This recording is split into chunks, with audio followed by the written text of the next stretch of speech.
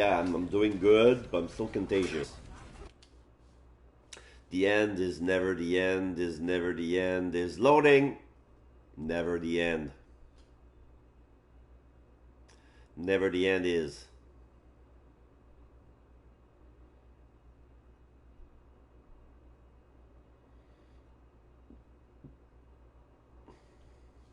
This is the story of a man named Stanley. Stanley worked for a company in a big building where he was employee number 427. Yeah. Employee number 427's job was simple. He sat at his desk in room 427 and he pushed buttons on a keyboard. Orders came to him through a monitor on his desk, telling him what buttons to push, how long to push them, and in what order. Please press M on the keyboard. This is for what 34 employee minutes. 427 did every day of every month of every year. And although others might have considered it soul-rending, Stanley relished every moment that the orders came in, as though he had been made exactly for this job. And Stanley was happy. And then one day, something very peculiar happened. Something that would forever change Stanley. The Stanley Parable. Something he would never quite forget. He had been at his desk for nearly an hour when he realized that not one single order had arrived on the monitor for him to follow. No one had showed up to give him instructions, call a meeting, or even say hi. Never in all his years at the company had this happened, this complete isolation. Something was very clearly wrong. Shocked, frozen solid, Stanley found himself unable to move for the longest time. But as he came to his wits and regained his senses, he got up from his desk and stepped out of his office.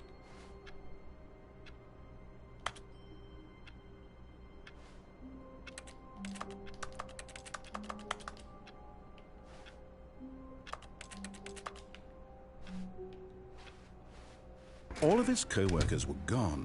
What could it mean? Stanley decided to go to the meeting room. Perhaps he had simply missed a memo.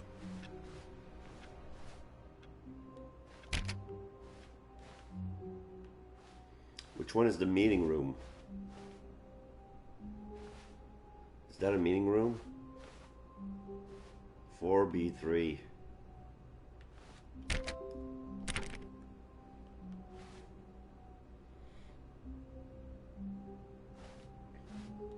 When Stanley came to a set of two open doors, he entered the door on his left.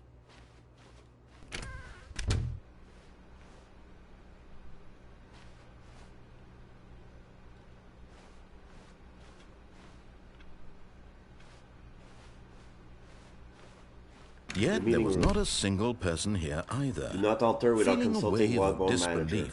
Stanley decided to go up to his boss's office, hoping he might find an answer there.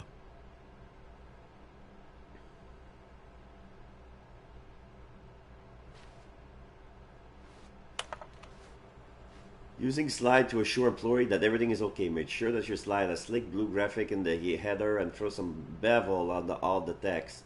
This will ensure a calm and everyone is unique. You, most of all. What is that? Profits, profits, profits, profits, profits, and profits. Number of slide on the slides. This is a slide, charts, and charts and slides. It's a pie chart of all the slides. Rate at which chart on the same slide depict the same information. Market report, slide chart ratio, rate of increase in graphs per slide. I can't read it. Please, no more charts, please. I'm begging. The boss appreciation minute. On your boss appreciation minute, where you circle the top 20 things you love most of all your boss. Fill out in triplicate and return to your boss appreciation specialist. Solving interpersonal conflict. If you ever find yourself in a conflict with another diligent employee like yourself, more inclined to a conflict unless you're the kind of person who initiates conflict. Why did we hire you? Cannot read that. What are your dreams for the future? Nature, success, transcend, metamorphosis, spring break, pollution, less air, comatose, clear skin, hope, mitosis. Things, tips for not getting fired. Talk less, don't get fired, do unbelievably amazing work all the time, every day with no expectation of promotion or recognition, and don't get fired. How to solve dispute with a coworker. Let it ball up inside you. Talk up passive aggressively on other coworkers. Resent coworkers for not supporting you more. Which let it ball inside you using slides to show everything's okay. Okay, now they're looping. Great. Synergize. Core value. Expenditure. Shift global market parade. Monetize. Free to play. How does that work? So what's this? Targets. Push for funding for R&D for new coffee machine. Standardize graph 40xy. No, not cost efficient. Get Chris out of the broom closet. Ongoing. Synergize paper. Hire someone to synergize paper. Papers are to synergize. Fire paper guy. Hire somebody to fire the paper synergizing guy. Who moved my desk? Keeps the targets on the topic of blah blah blah blah blah blah blah. The future was yesterday. Tomorrow is now. Tomorrow complete today's unfinished agenda. Items write next day's agenda and reflect. Meeting schedule. Do not alter the schedule. Okay, so I was there. So I have no idea what it was saying. Well, it was probably need to go there. I need to get Chris out of the bloom closet. Stanley stepped into the broom closet, but there was nothing here, so Yeah. he turned around and got back on track.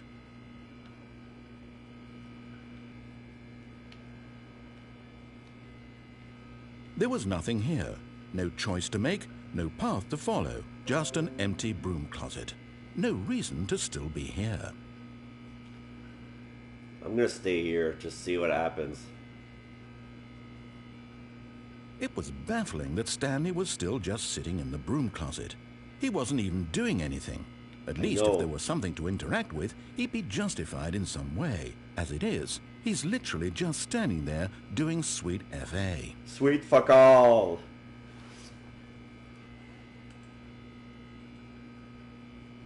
Are you really still in the broom closet? Yes. Standing around doing nothing? Yes. Why? Please offer me some explanation here. I'm genuinely confused.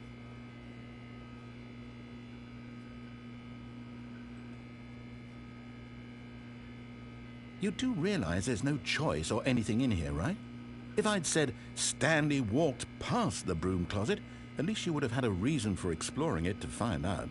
But it didn't even occur to me because literally this closet is of absolutely no significance to the story whatsoever.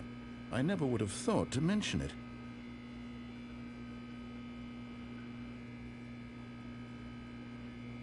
Maybe to you this is somehow its own branching path.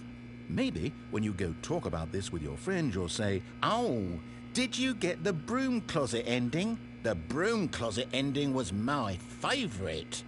I hope your friends find this concerning.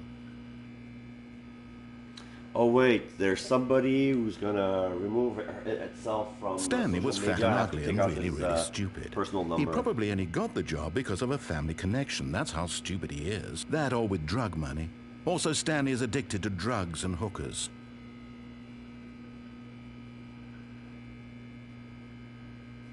Well, I've come to a very definite conclusion about what's going on right now. You're dead. Yeah. Got to this broom closet, explored it a bit, and were just about to leave because there's nothing here, when a physical malady of some sort shut down your central nervous system and you collapsed in front of your screen. Well, in a situation like this, the responsible thing is to alert someone nearby so as to ensure that your body is taken care of before it begins to decompose. Hello? Anyone who happens to be nearby? The person at this computer is dead. They have fallen prey to any number of your countless human physiological vulnerabilities. It's indicative of the long-term sustainability of your species. Please remove their corpse from the area and instruct another human to take their place, making sure they understand basic first-person video game mechanics and filling them in on the history of I'm gonna narrative pretend to be the tropes in second video guy. gaming, so that the irony and insightful commentary of this game is not lost on them. All right, when you've done that, just step out into the hallway. Coming to a staircase, Stanley walked upstairs to his boss's office.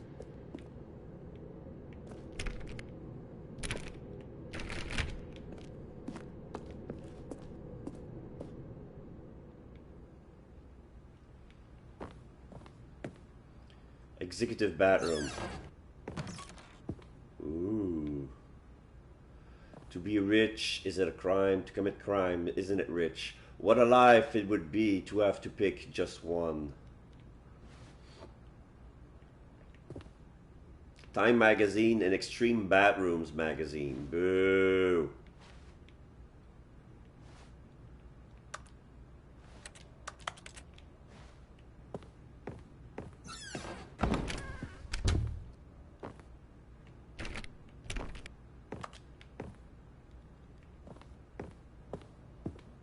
Stepping into his manager's office, Stanley was once again stunned to discover not an indication of any human life. Shocked, unraveled, Stanley wondered in disbelief who orchestrated this. What dark secret was being held from him? What he could not have known was that the keypad behind the boss's desk guarded the terrible truth that his boss had been keeping from him. And so the boss had assigned it an extra secret PIN number, 2845. But of course, Stanley couldn't possibly have known this.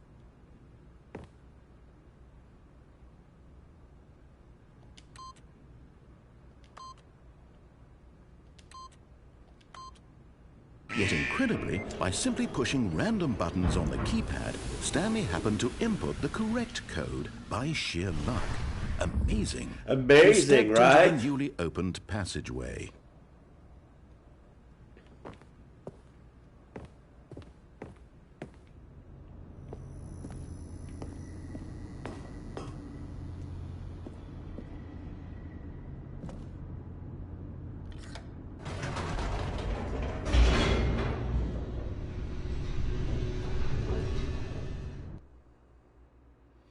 Loading, loading, loading, loading, loading.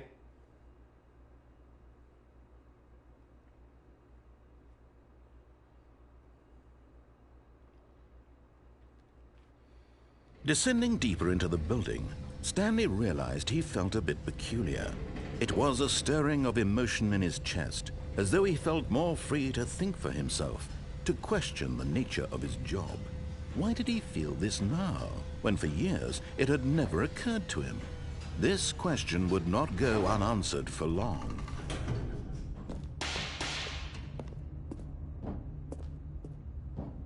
Stanley walked straight ahead through the large door that read Mind Control Facility. Escape. Although this passageway had the word escape written on it, the truth was that at the end of this hall, Stanley would meet his violent death.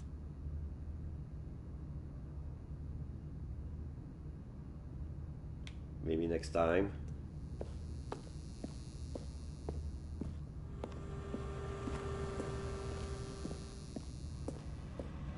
But of course, Stanley thought better of it and realized he simply had too much to live for.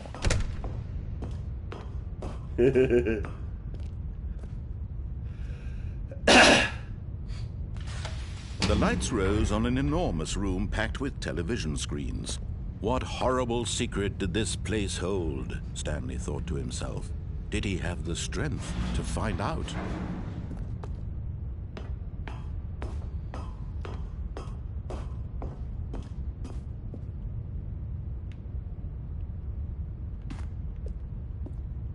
Camera. Now the monitors jumped to life, their true nature revealed. Each bore the number of an employee in the building, Stanley's co-workers. The lives of so many individuals reduced to images on a screen, and Stanley, one of them, eternally monitored in this place where freedom meant nothing. Where's 427? This is me, employee 427, CCTV. Yep, that's my room.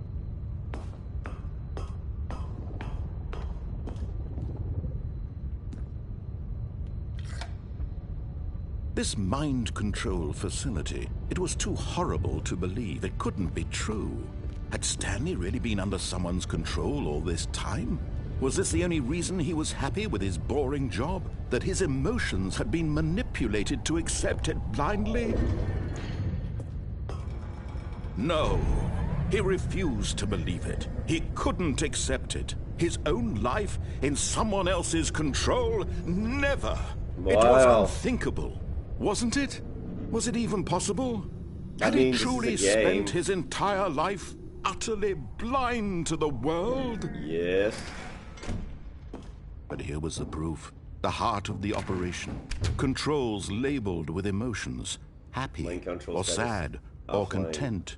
Walking, eating, working. All of it monitored and commanded from this very place. And as the cold reality of his past began to sink in, Stanley decided that this machinery would never again exert its terrible power over another human life. For he would dismantle the controls once and for all. I would love to, but I don't know how. Mind control idle, awaiting inputs. 5.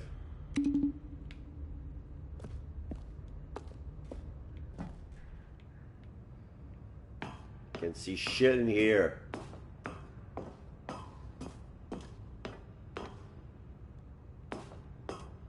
And when at last he found the source of the room's power, he knew it was his duty, his obligation, to put an end to this horrible place and to everything it stood for.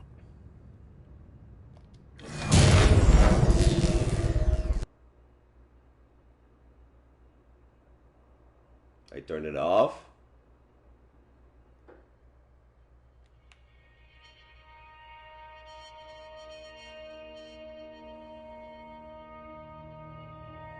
Blackness and a rising chill of uncertainty. Was it over? Yes!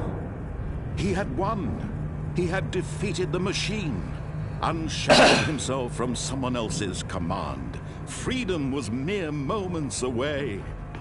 And yet, even as the immense door slowly opened, Stanley reflected on how many puzzles still lay unsolved. Yep. Where had his co-workers gone? How had he been freed from the machine's grasp? What other mysteries did this strange building hold? But as sunlight streamed into the chamber, he realized none of this mattered to him, for it was not knowledge or even power that he had been seeking, but happiness. Perhaps his goal had not been to understand, but to let go. No longer would anyone tell him where to go, what to do, or how to feel. Whatever life he lives, it will be his. And that was all he needed to know. It was perhaps the only thing worth knowing. Stanley stepped through the open door. Stanley felt the cool breeze upon his skin, the feeling of liberation, the immense possibility of the new path before him. This was exactly the way, right now, that things were meant to happen. And Stanley was happy.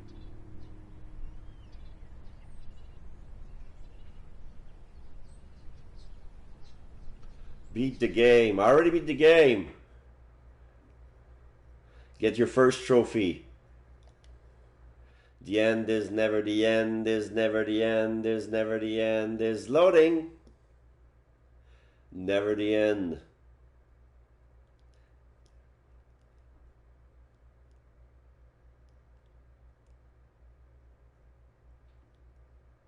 The game is now paused. Resume the game. Oh. I rebooted at my desk. It's like I restarted all of his the game. co-workers were gone. What could it mean? All right, Stanley now decided to go to the listen meeting to the room. voice. Perhaps he had simply missed a memo.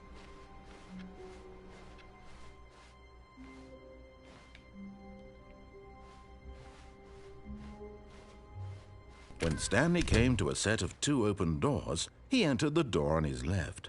Nope. This was not the correct way to the meeting room, and Stanley knew it perfectly well. Perhaps he wanted to stop by the employee lounge first, just to admire it.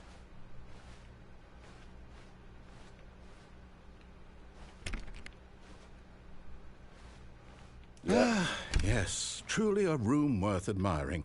It had really been worth the detour after all, just to spend a few moments here in this immaculate, beautifully constructed room. Stanley simply stood here, drinking it all in.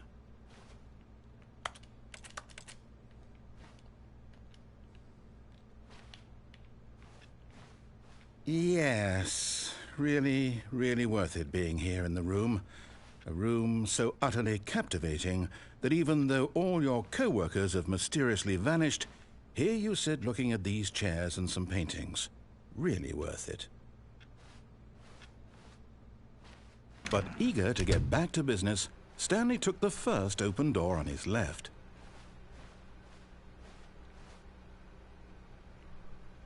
No. Stanley was so bad at following directions, it's incredible he wasn't fired years ago.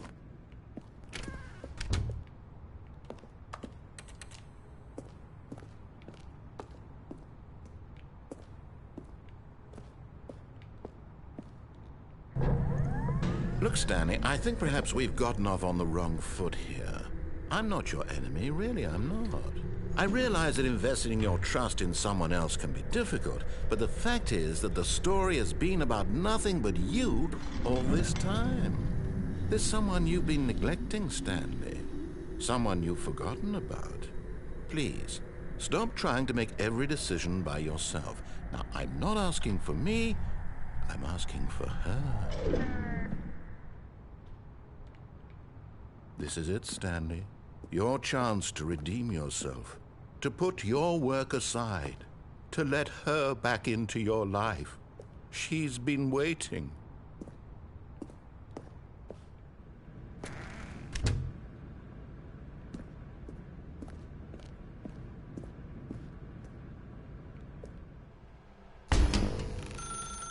That's her, Stanley. You need to be the one to do this, to reach out to her. If you can truly place your faith in another, then pick up the phone. No.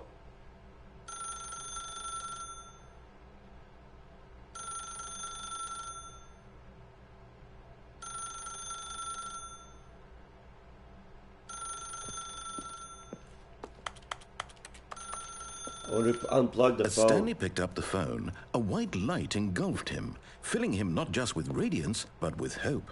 Hope for a life reunited one... Wait. Oh, goodness. Stanley, did you just unplug the phone? Sure did. No, that wasn't supposed to be a choice. How did you do that? I don't know. You actually chose incorrectly. I didn't even know that was possible. Let me double check. No, it's definitely here, clear as day. Stanley picks up the phone, he's taken to the apartment where he finds his wife, and the two pledge themselves to one another. Music comes in, fade to white, roll credits. Not picking up the phone is actually somehow an incorrect course of action. How is that even possible? None of these decisions were supposed to mean anything. I don't understand. How on earth are you making meaningful choices? What did you... Wait a second. Did I just see... No, that's not possible. I can't believe it. How had I not noticed it sooner? You're not Stanley. You're a real person. Yeah. I can't believe I was so mistaken. This is why you've been able to make correct and incorrect choices. And to think I've been letting you run around in this game for so long. If you'd made any more wrong choices, you might have negated it entirely. It's as though you completely ignored even the most basic safety protocol for real-world decision-making. Or Yep. did you not grasp the severity of the situation? Well, I Probably wouldn't have not. that kind of risk on my watch. I'm going to stop the game for a moment so we can educate you properly on safe decision-making in the real world. Oh, Please no. observe this helpful instructional video. Please don't. Choice. It's the best part of being a real person. But if used incorrectly, can also be the most dangerous. For example, in this scenario, a hypothetical real person named Rupert has a choice. He could invent a machine that eliminates food shortages across the world to make life better for all people. Or he could spend years of hard work forgetting how to read. Which choice would you make? Remember that unlike here, the real world makes sense, and at no time should you make a choice that does not conform to rational logic. If you find yourself speaking with a person who does not make sense, in all likelihood, that person is not real. Allow the person to finish their thought, then provide an excuse why you cannot continue talking. Turn to a partner and practice saying, "My goodness, is it 4:30? I'm supposed to be having a back, sack, and crack." Back, sack, and crack. Practice.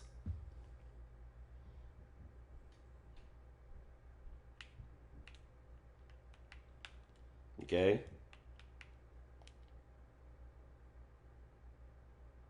What am I supposed to do here?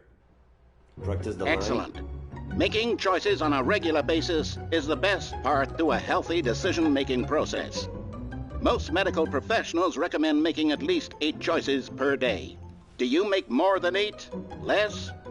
And finally, if you begin to wonder if your choices are actually meaningful and whether you'll ever make a significant contribution to the world, just remember that in the vast infiniteness of space, your thoughts and problems are materially insignificant, and the feeling should subside. At this time, your instructor will guide you in an exercise to test and reinforce the material covered in this video. Okay. Ah, welcome back. No. You may have noticed that this room has begun to deteriorate as a result of narrative contradiction. But not to worry. Now that you're properly informed on good decision-making, we're going to revisit a choice you made just a few minutes ago and see what the correct thing to do would be. This way, please.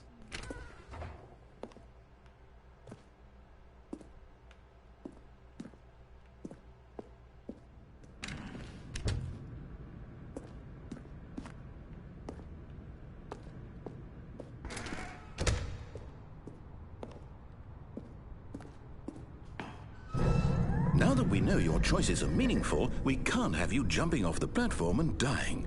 Imagine the main character dying senselessly halfway through the story. Could have done that. That story would make no sense at all. We just need to get you home as soon as possible before the narrative contradiction gets any worse. Unfortunately, it seems this place is not well equipped to deal with reality.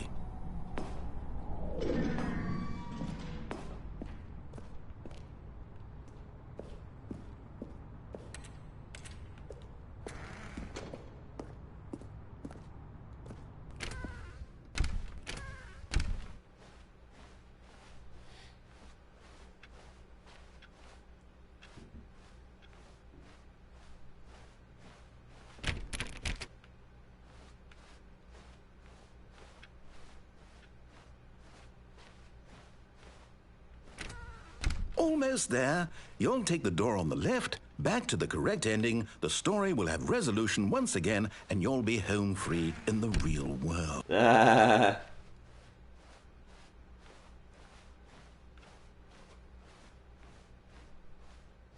remember, all you need to do is behave exactly as Stanley would.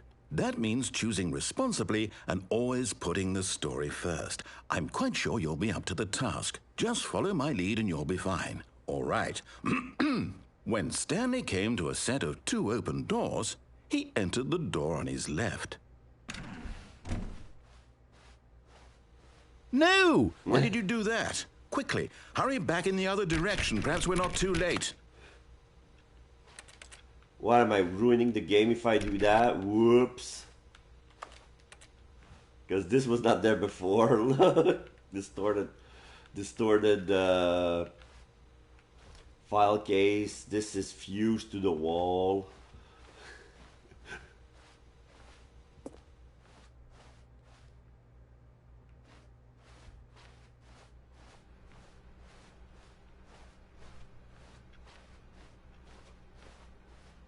Oh, it's ruined. I can't believe, after everything we talked about, that my story, you've destroyed my work. Why? Taking the right door destroyed the meeting room. What did you think was so special about seeing the game undone, left here like so much garbage? It's worthless now. And what am I supposed to do? Even if there were a way to continue, would it be worth it?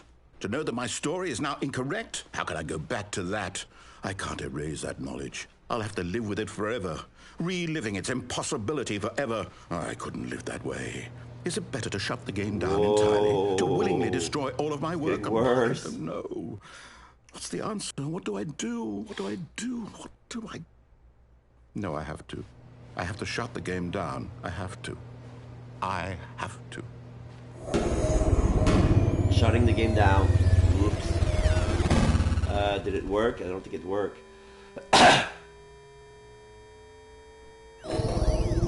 Nope, the game shut down, didn't work.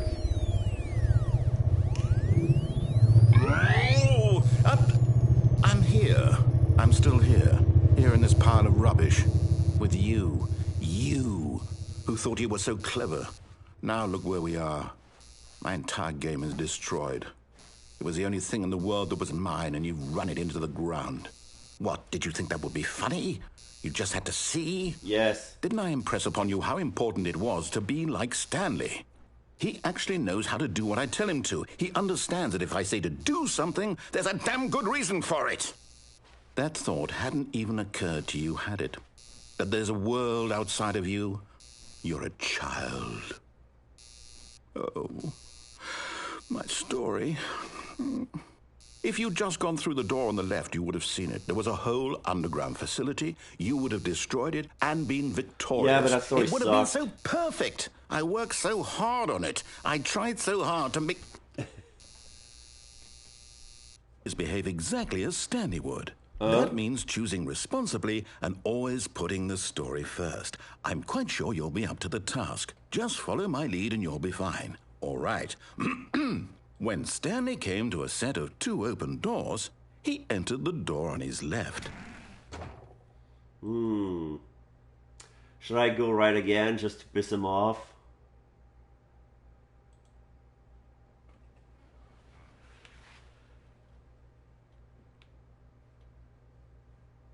Fuck it. No! Why did you do that? Hurry back. Oh, hello, Misty. Behave exactly as Stanley would.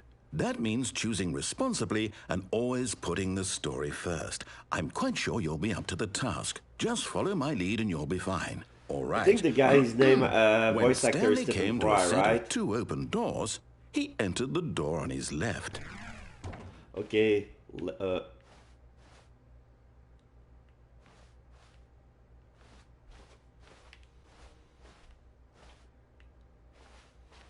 No! Why did you do that? Quickly, hurry back.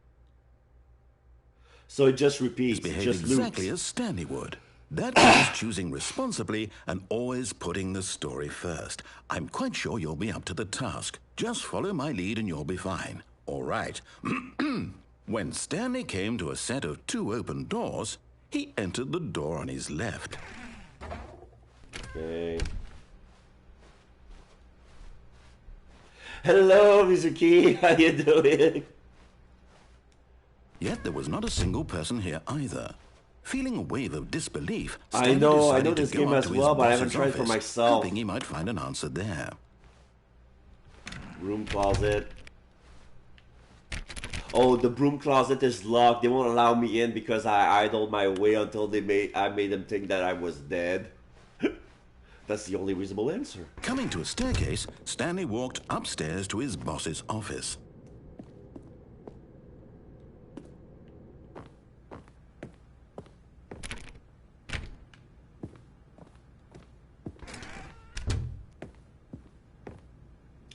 That wasn't there before. Stepping inside his manager's office, Stanley was once again stunned to discover not an indication of any human life. Shocked, unraveled, Stanley wondered in disbelief who orchestrated this, until he saw the door with a voice receiver next to it. Surely behind this door lay all the answers to his questions. And beyond all probability, he knew the passcode. He had seen it on his boss's computer just last week. Night Shark 115. Was this the code to open the... Okay, yes, I'm doing good. I actually doing better than yesterday. I'm still testing positive for COVID, but the symptoms alleviated a little bit. I don't feel as rubbish as before, but it's still going well. Would it still work? There was only one way to find out. Shark 115. Stanley had been trained never to speak up, but now he would draw from within I am himself the courage to most face boss. the unknown. He drew a sharp breath and then spoke the code.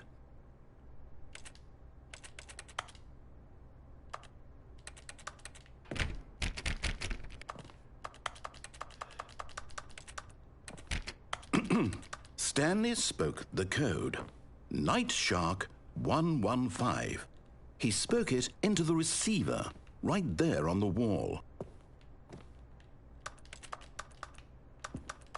I cannot speak. I'm sorry, is there a problem? Yes. You didn't mishear me, did you? Please speak the code into the receiver. Otherwise, we can't get on with the story. This is a crucial step.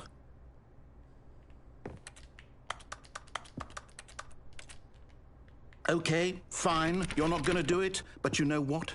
It's pretty humiliating to bring you this far, only for you to suddenly decide you have better things to do. I asked you for this one single thing, for your respect. The kind of respect Stanley shows for his choices. Yes. He knows what it means to take a story seriously.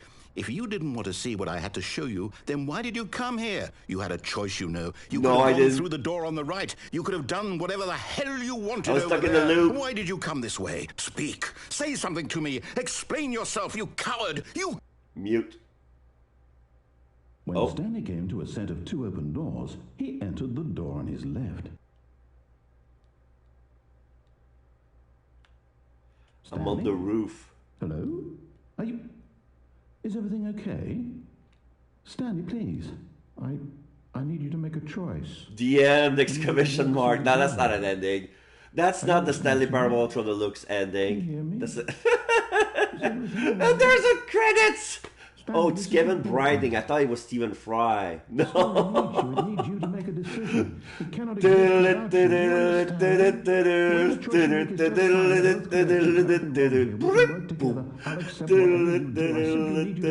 Step forward, please. Choose. Do something. Anything. This is more important than you can ever know. I need this. The story needs it. Oh, he's sad. So, you hear me?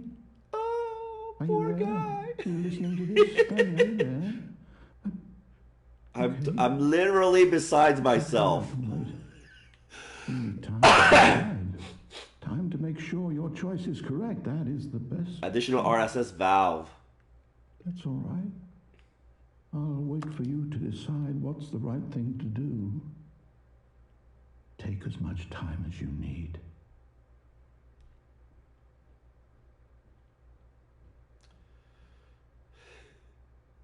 Never the end is never the end is never the end is loading never.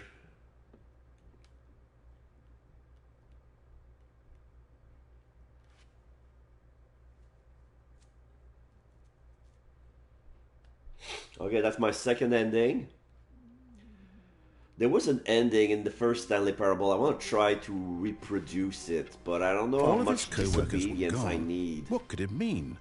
Stanley decided to go to the meeting room. Perhaps he had simply missed a memo.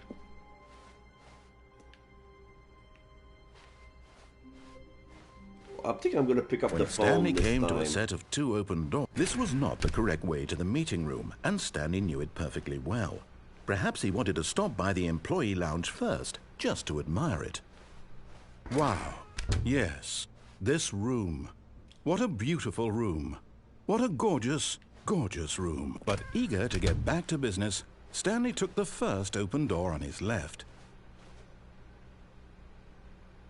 Nah. Stanley was so bad at following directions, it's incredible he wasn't fired years ago.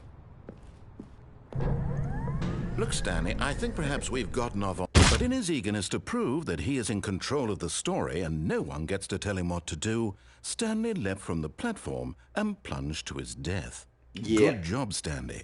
Everyone thinks you are very powerful. The end is never the end, is never the end, is never the end, is loading.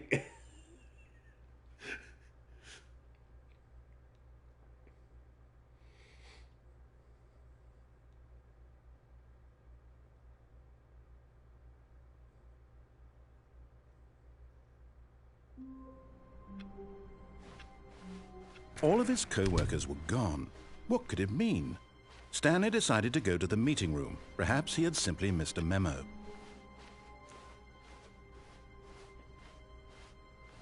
When Stanley came to a set of 2 open doors, this was not the correct way to the meeting room, and Stanley knew it perfectly well. Perhaps he wanted to stop by the employee lounge first, just to admire it. The lounge was sublime, a work of art. What was it about this room that called so deeply and so personally to Stanley? Its grace? Its subtle charm? No. Stanley knew it was something deeper, something darker. But eager to get back to business, Stanley took the first open door on his left. And so he detoured through the maintenance section, walked straight ahead to the opposite door, and got back on track. I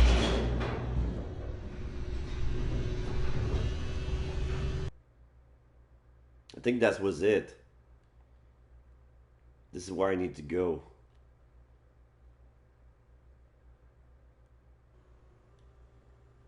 But Stanley didn't want to go back to the office. He wanted to wander about and get even further off track. So now in order to get back, he needed to go, Oh, now he's lost, eh? From here, it's, left. No choice, eh?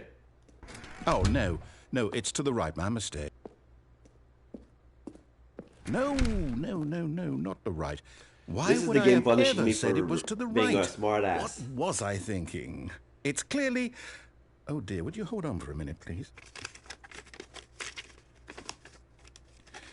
Now, let's see. We went down right, left, down, left. Yeah, we went right, left, down, Yep, left, okay, right. Okay, yes. I've got it now. This story is absolutely, definitely this way.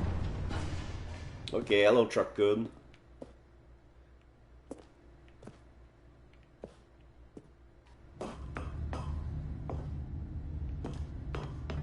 Yep. No. I saw this too This isn't soon. right at all. You're not supposed to be here yet. This is all a spoiler. It's okay, Quick, I Stanley, seen it close your already. eyes. Okay.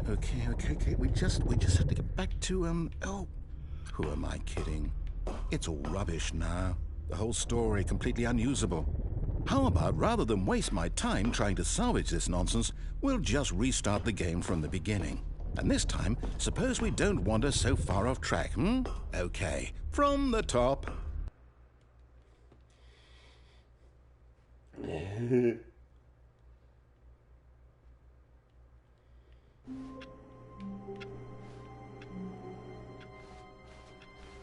All of his co-workers were gone. What could it mean? Stanley decided to go to the meeting room. Perhaps he had simply missed a memo.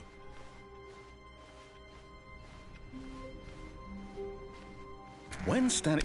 Wait. There's 4 doors. What?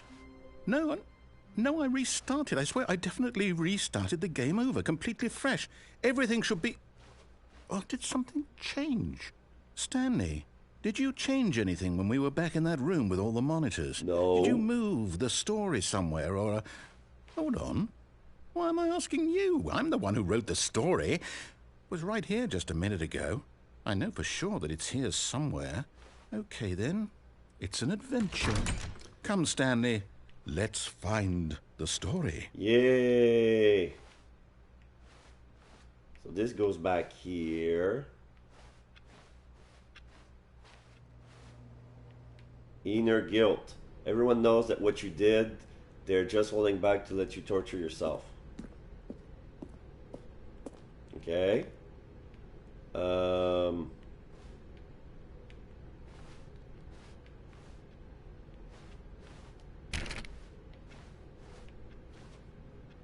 I'll say it. This is the worst adventure I've ever been on. I can promise you there definitely was a story here before. Do we need to restart the game again? No. Well, Let me I find it explore more. unlikely that we'll ever progress by starting over and over again, but it's got to be better than this. Okay, let's give it a shot. Why not? Maybe it's just realizing that I'm looping into himself. All the corridors were looping into themselves. All of his co-workers were gone. What could it mean? Stanley decided to go to the meeting room. Perhaps he had simply missed a memo.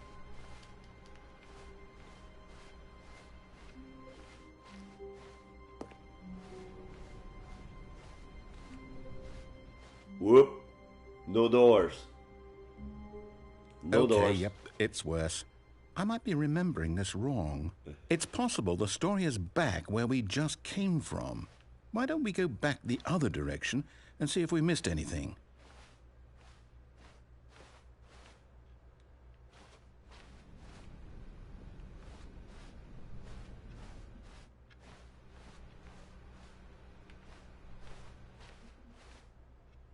Aha!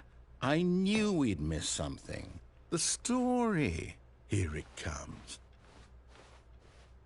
No. Wait, never mind. Not the story. Okay, let's head back the other way and retrace our steps. That's not how I looked like before. How did he do that? Now it just looks like... Well, I'll be honest, I don't recognize this Old place woods. at all. Is this the story? I don't think so. I can't quite recall, but Can't I even believe see my outside. story took place in an office building. Is that correct? It's like made of wood. Do you remember, Stanley? Well, do you know what? Since I've completely forgotten what we were supposed to be doing, how about this? You win! Congratulations! Yay, I won! I got the perfect I know ending. you put in a lot of hard work, and it really paid off. So, good job. Oh, no. No, I don't feel right about this at all. We both know you didn't put in any actual work for that win. Some people win fair and square, and this was not one of those situations. Okay, I'm getting weirded out by whatever this place is. I don't care what might happen this time. I have to restart.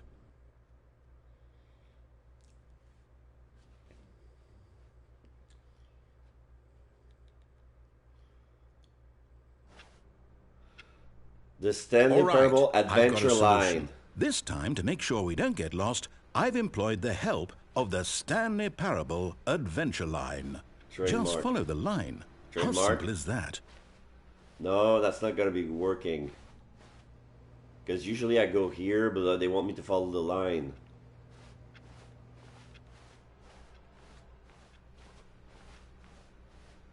But now I'm back with the room, there's no doors.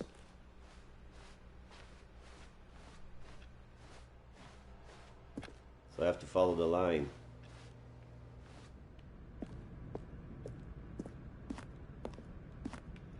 For B7. 437. For B6. You see? The line knows where the story is. It's over in this direction. Onward, Stanley, to destiny. Though, here's a thought. Wouldn't wherever we end up be our destination, even if there's no story there?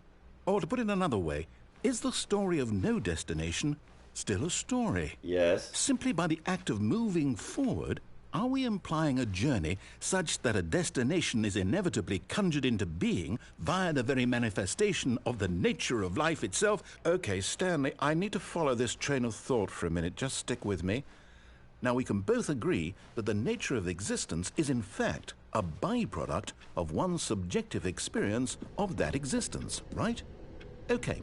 Now, if my experience of your existence rests inside of your subjective experience of this office, is this office, in fact, the skeleton of my own relative experiential mental subjective construct? Whoa. Hang on. That got a bit weird back there. Well, I'd like to apologize. Not sure where I was going with all that. You know what? I think what we need right now is a bit of music to lighten the mood.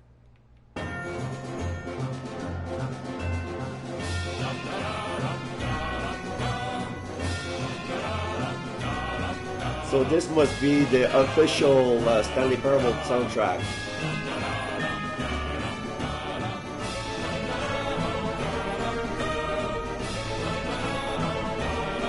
The line's getting weird.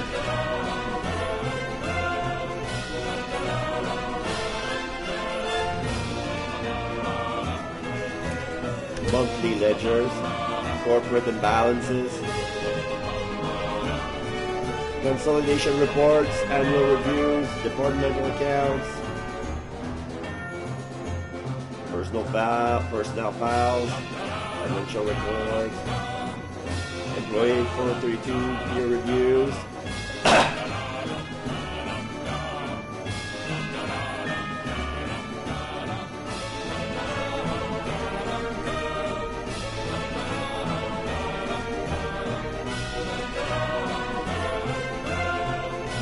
cut the music, go back and look at that fern.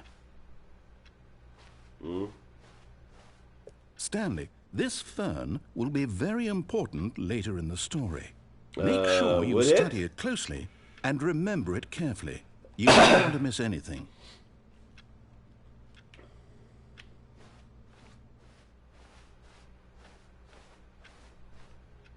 Wait, what? We're back at the office? No. Line, you do know we're looking for the Stanley Parable, right? The story? Is any of this ringing a bell? Oh, no, not again. Spoilers! How could you have done this to us? And after we trusted you, after everything we've been through, you... Oh, I can't take this anymore. To hell with it. Restart. Restart. The end is never the end, is never the end. Okay, the line is still there. You know what, Stanley? I say forget the adventure line. What's it ever done for us? We're intelligent people, right? Why can't we make up our own story? Something exciting, daring, mysterious. Ooh, this all sounds perfectly doable. Why don't we simply start wandering in, well, I don't know. How about this direction? Now, yes, this is exciting. Just me and Stanley forging a new path, a new story. Well, it could be anything. What do you want our story to be? Go wild. Use your imagination. Whatever it might be, Stanley, I'm ready for it.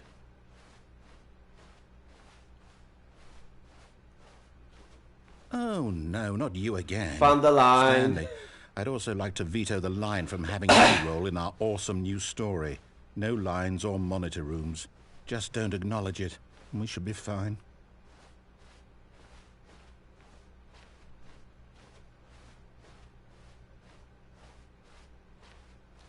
And the line is back over there. Thank you.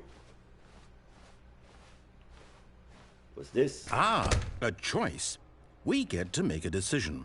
From here, the story is in our control. How important we mustn't squander the opportunity. In fact, I believe I need a minute to think here. Just walk in circles for a minute. Okay, so I know that each door has to lead somewhere, which means that somewhere, the place where we're trying to go, there must be a reverse door that leads here. And that in turn means that our destination corresponds with the counter-inverted reverse door's origin. So starting from the right, let us ask, will taking the right door lead us to where we're going? And since the answer is clearly yes, then by all accounts, the door on the right is the correct one. Another victory for logic. Come, Stanley, our destiny awaits.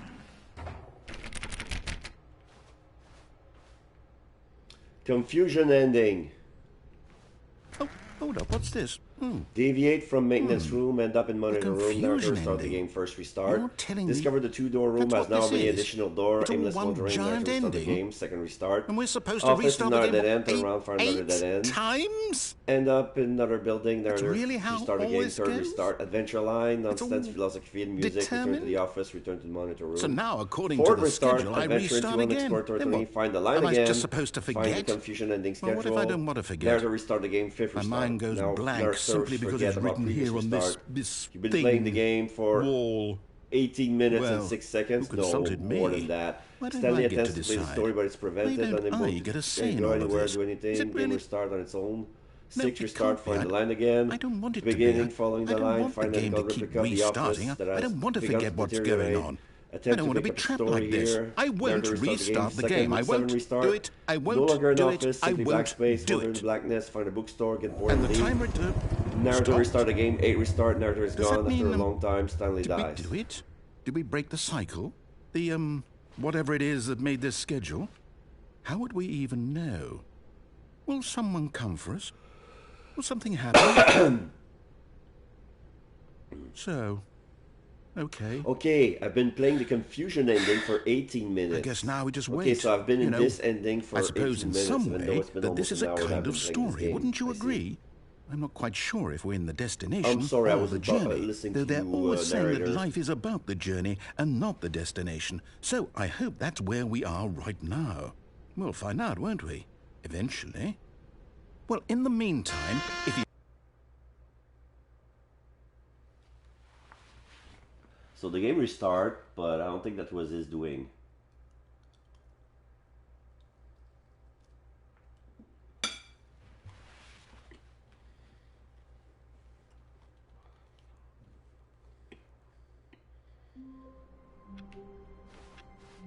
How wonderful. Stanley was alone. Finally. This is great, he thought to himself. This is what I've wanted all along. I got what I wanted.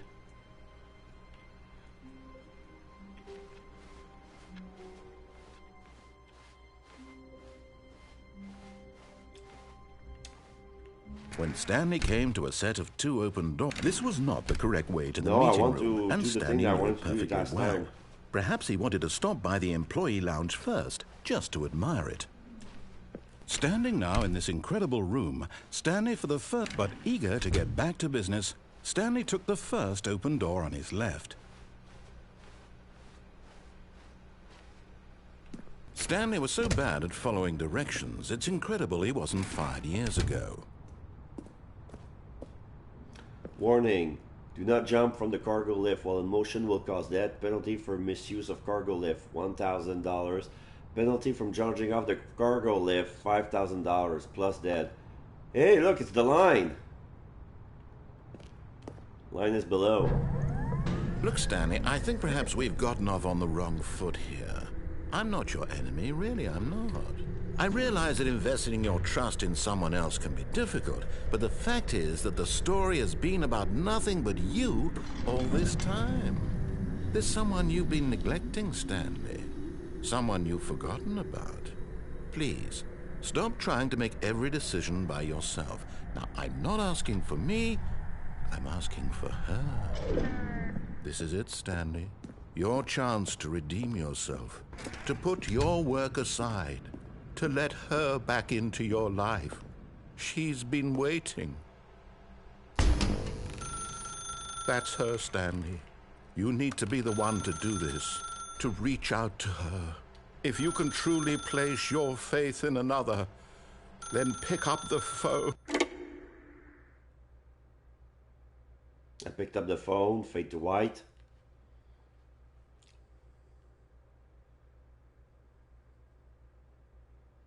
Then what?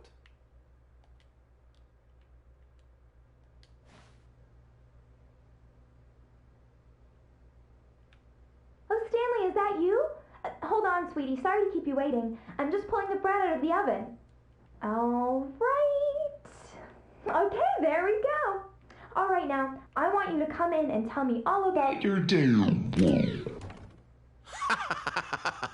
Gotcha. Oh, come on.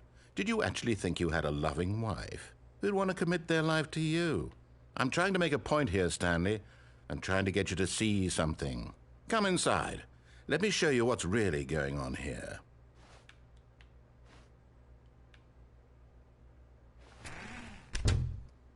This is a very sad story about the death of a man named Stanley. Good morning, employee 427. Press on your controller. Stanley is quite a boring fellow. He has a job that demands nothing of him, and every button that he pushes is a reminder of the inconsequential nature of his existence. Look at him there, pushing buttons, doing exactly what he's told to do. Yep. Now he's pushing a button. Now he's eating lunch. Now he's going home. Now he's coming back to work. One might even feel sorry for him, except that he's chosen this life. But in his mind, in his mind he can go on fantastic adventures. From behind his desk, Stanley dreamed of wild expeditions into the unknown, fantastic discoveries of new lands. It was wonderful. And each day that he returned to work was a reminder that none of it would ever happen to him. And so he began to fantasize about his own job. First, he imagined that one day while at work, he stepped up from his desk to realize that all of his co-workers, his boss, everyone in the building had suddenly vanished off the face of the earth. The thought excited him terribly. So he went further. He imagined that he came to 2 open doors and that he could go through either. At last, choice. It barely even mattered what lay behind each door. The mere thought that his decisions would mean something was almost too wonderful to behold. As he wandered through this fantasy world, he began to fill it with many possible paths and destinations. Down one path lay an enormous round room with monitors and mind controls. And down another was a yellow line that weaved in many directions. And down another was a game with a baby. And he called it the Stanley Parable. I want the game with the baby. It was such a wonderful fantasy, and so in his head he relived it again, and then again, and again, over and over, wishing beyond hope that it would never end, that he might always feel this free. Surely there's an answer down some new path, mustn't there be? Perhaps if he played just one more time. Press circle, tell your wife you love her. But there is no answer. How could there possibly be? In reality, all he's doing is pushing the same buttons he always has. Nothing has changed. The longer he spends here, the more invested he gets, the more he forgets which life is the real one. Go to sleep. And I'm trying to tell him this, that in this world he can never be anything but an observer, that as long as he remains here, he's slowly killing himself. But he won't listen to me. He won't stop. Here, watch this. Stanley, the next time the screen asks you to push a button, do not do it.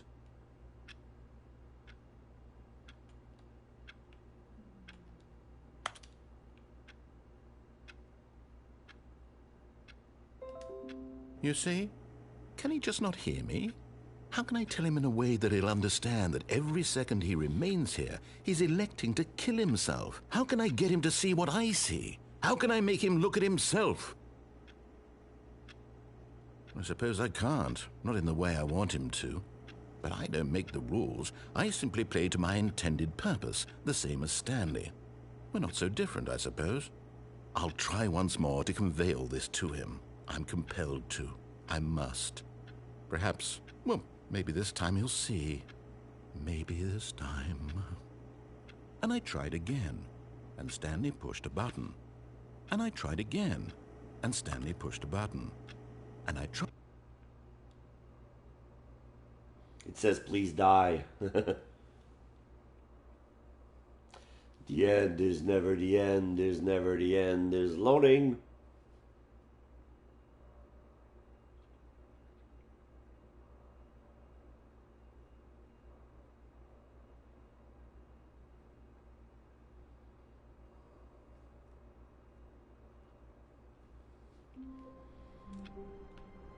Okay. Stanley had never seen the office this brightly lit. Was it a sign of something? He hoped it was. He hoped very much that it was.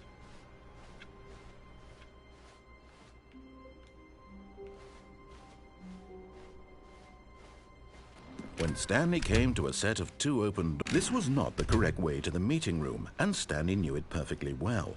Perhaps he wanted to stop by the employee lounge first, just to admire it. Stanley felt lightheaded, butterflies in his stomach, giddy in a way he had never known before. Was it this room? A connection between the two? Could a man love a room? I mean, truly, truly, deeply, madly love.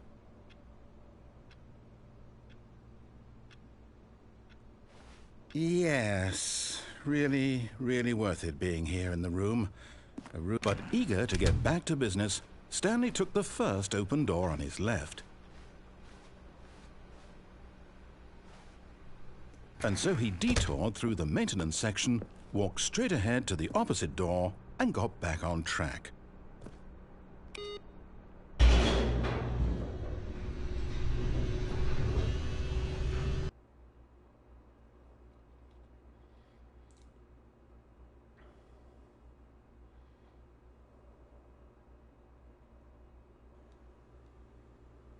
But Stanley didn't want to go back to the office. He wanted to wander about and get even further off track. So now in order to get back, he needed to go, From here, it's, Oh, no. No, it's to the right. My mistake. No, not the right. Why would I have ever said it was to the right? What was I thinking? It's clearly... Oh, dear, would you hold on for a minute, please? Now, let's see. We went down right, left, down, left, right. Yep, okay, yes. I've got it now. This story is absolutely, definitely this way.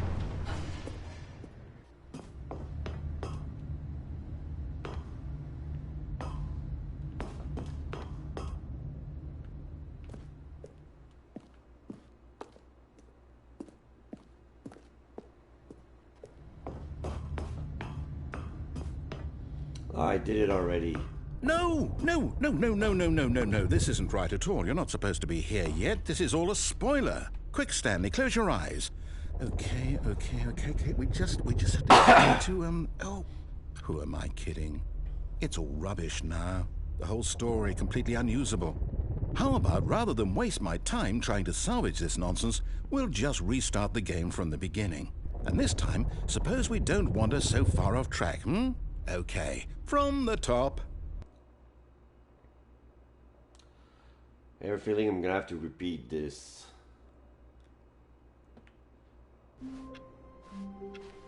All of his co-workers were gone. What could it mean? Stanley decided to go to the meeting room. Perhaps he had simply missed a memo.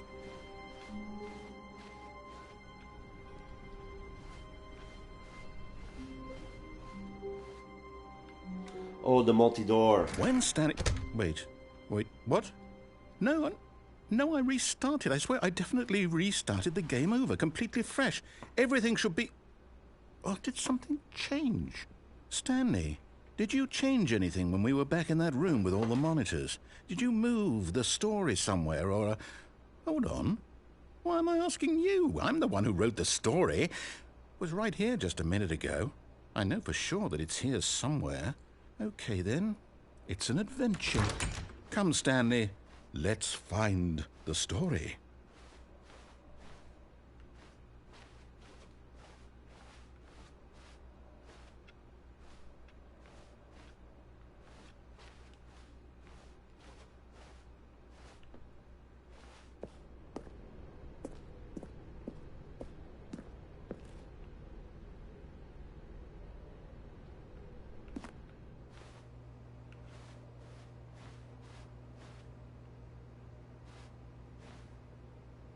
I'll say it.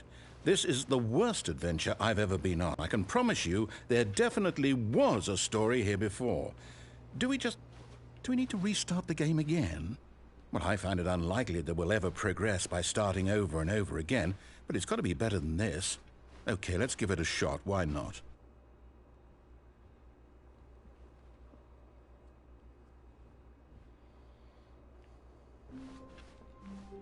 All of his co-workers were gone. What could it mean? Stanley decided to go to the meeting room. Perhaps he had simply missed a memo.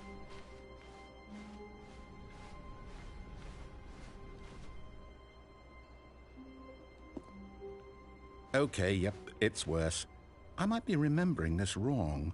It's possible the story is back where we just came from. Why don't we go back the other direction and see if we missed anything?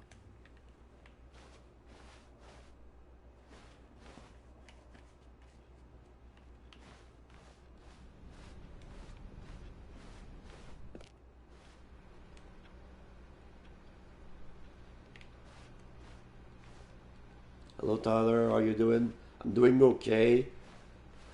I'm doing better than yesterday, that's for sure. I got more energy, but I'm still tested positive. So, yeah, I don't think I'm gonna have... I'll be rid of it anytime soon. I think I'll be stuck at it for at least a week or maybe two. Aha! I knew we'd miss something. The story. Here it comes. No, wait, never mind. Not the story. Okay, let's head back the other way and retrace our steps. Now this... Well, I'll be honest, I don't recognize this place at all. Is this the story? I don't think so. I can't quite recall, but I believe my story took place in an office I building. had it, wasn't fun, Is that but wasn't bad. Okay, yeah, so you know what I... Do you remember, Stanley? Well, do you know what? Since I've completely forgotten what we were supposed to be doing, how about this? You win! Congratulations! I know you put in a lot of hard work, and it really paid off, so good job. Oh, no. No, I don't feel right about this at all. So you had it for We 2 both weeks, know you right? didn't put in Before any you actual finally work get for a that negative win. test? Some people win fair and square, and this was not one of those situations. Yeah, I'm talking about COVID. I'm getting weirded out by whatever this place is. I don't care what might happen this time.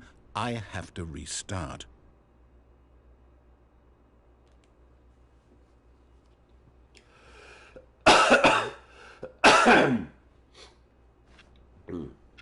All right, I've got a solution. This time, to make sure we don't get lost, I've employed the help of the Stanley Parable Adventure Line. Just follow the line. How simple is that? You see, the line knows where the story is. It's over in this direction. Onward, Stanley, to destiny. Though, here's a thought. Wouldn't wherever we end up be our destination, even if there's no story there?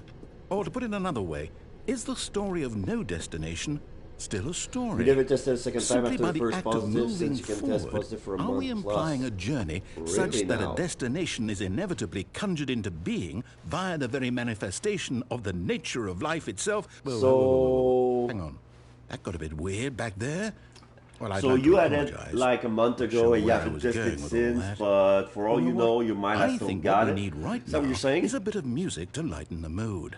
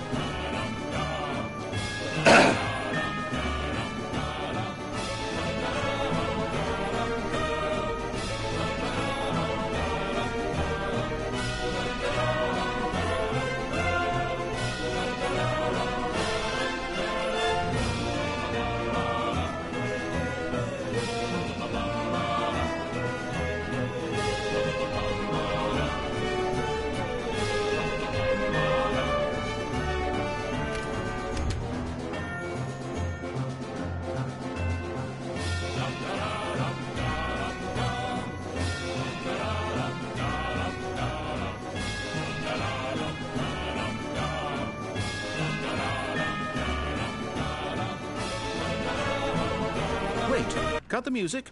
Go back and look at that fern. Stanley, this fern will be very important later in the story. Make sure you study it closely and remember it carefully. You won't want to miss anything.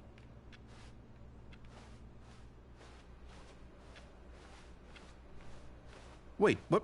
We're back at the office? No. Line, you do know we're looking for the Stanley Parable, right? The story? Is any of this ringing a bell? It's gone. The tests don't work for a while. Oh, the tests don't work after first positive because we still have the antigen in our body. Okay. Okay.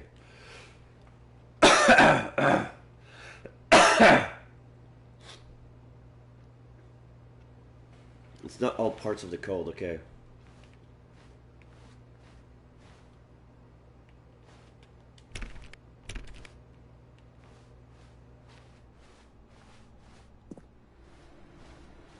The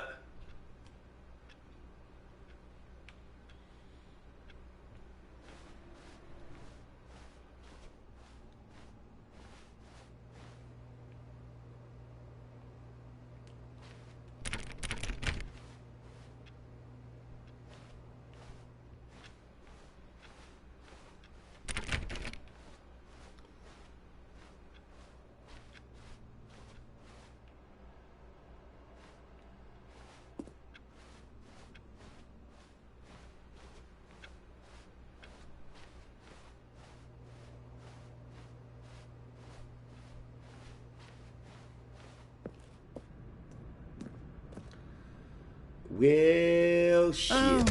Oh, no, not again. Line, how could you have done this to us? And after we trusted you. After everything we've been through, you... Oh, I can't take this anymore. To hell with it. It's by the Restart. symptoms. Okay. But all I have was like flu symptoms. I never had a loss of sense of smell or taste. Basically, still cough, sneeze, muscular pain, stuff like that. You know what, Stanley? I say forget the adventure line. What's it ever done for us? We're intelligent people, right? Why can't we make up our own story? Something exciting, daring, mysterious. Ooh, this all sounds perfectly doable. Why don't we simply start wandering in, well, I don't know. How about this direction? Now, yes, this is exciting. Just me and Stanley forging a new path, a new story. Well, it could be anything. What do you want our story to be? Go wild. Use your imagination. Whatever it might be, Stanley, I'm ready for it.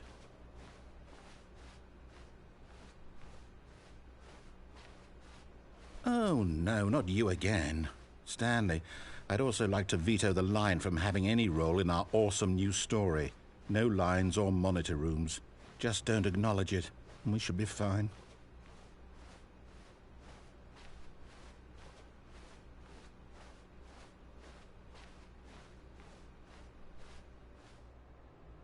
Ah, a choice. We get to make a decision. From here, the story is in our control. How important we mustn't squander the opportunity. In fact, I believe I need a minute to think here. Just walk in circles for a minute. Okay, so I know that each door has to lead somewhere, which means that somewhere, the place where we're trying to go, there must be a reverse door that leads here.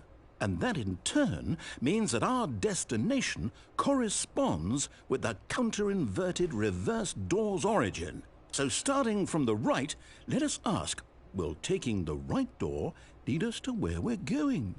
And since the answer is clearly yes, then by all accounts, the door on the right is the correct one. Another victory for logic. Come, Stanley, our destiny awaits. Oh, hold up, what's this? The confusion ending. You're telling me that's what this is? It's all one giant ending? And we're supposed to restart the game, what, eight times? That's really how all this goes? It's all determined? So now, according to the schedule, I restart again. Then what? Am I just supposed to forget? Well, what if I don't want to forget? My mind goes blank simply because it's written here on this thing, wall. Well, who consulted me? Why don't I get to decide? Why don't I get a say in all of this? Is it really? No, it can't be. I don't want it to be. I don't want the game to keep restarting. I don't want to forget what's going on. I don't want to be trapped like this. I won't restart the game. I won't do it. I won't do it. I won't do it. And the timer stopped? Does that mean, did we do it? Did we break the cycle? The, whatever it is that made this schedule? How would we even know? Will someone come for us? Will something happen? So, okay. I guess now we can wait, you know. I suppose in some way that this is a kind of story, wouldn't you agree? I'm not quite sure if we're in the destination or the journey, though they're always saying that life is about the journey and not the destination, so I hope that's where we are right now. We'll find out, won't we? Eventually. Well, in the meantime, if we do happen to have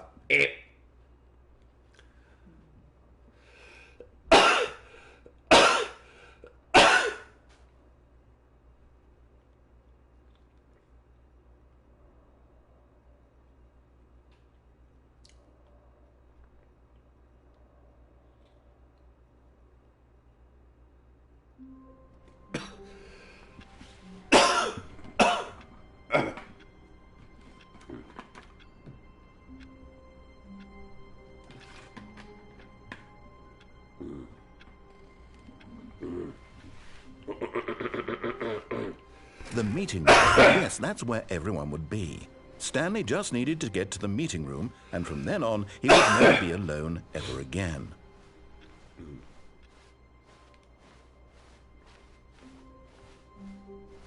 When Stanley came to a set of 2 open doors, this was not the correct way to the meeting room, and Stanley knew it perfectly well.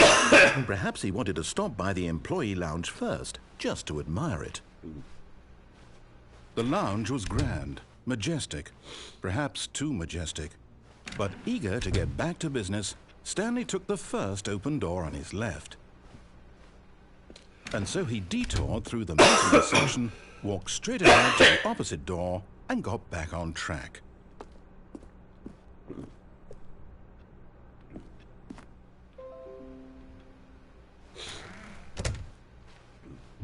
Yet there was not a single person here either. Feeling a wave of disbelief, Stanley decided to go up to his boss's office, hoping he might find an answer there. Oh, so then they're giving me back access to the closet room? Okay. Coming to a staircase, Stanley walked upstairs to his boss's office.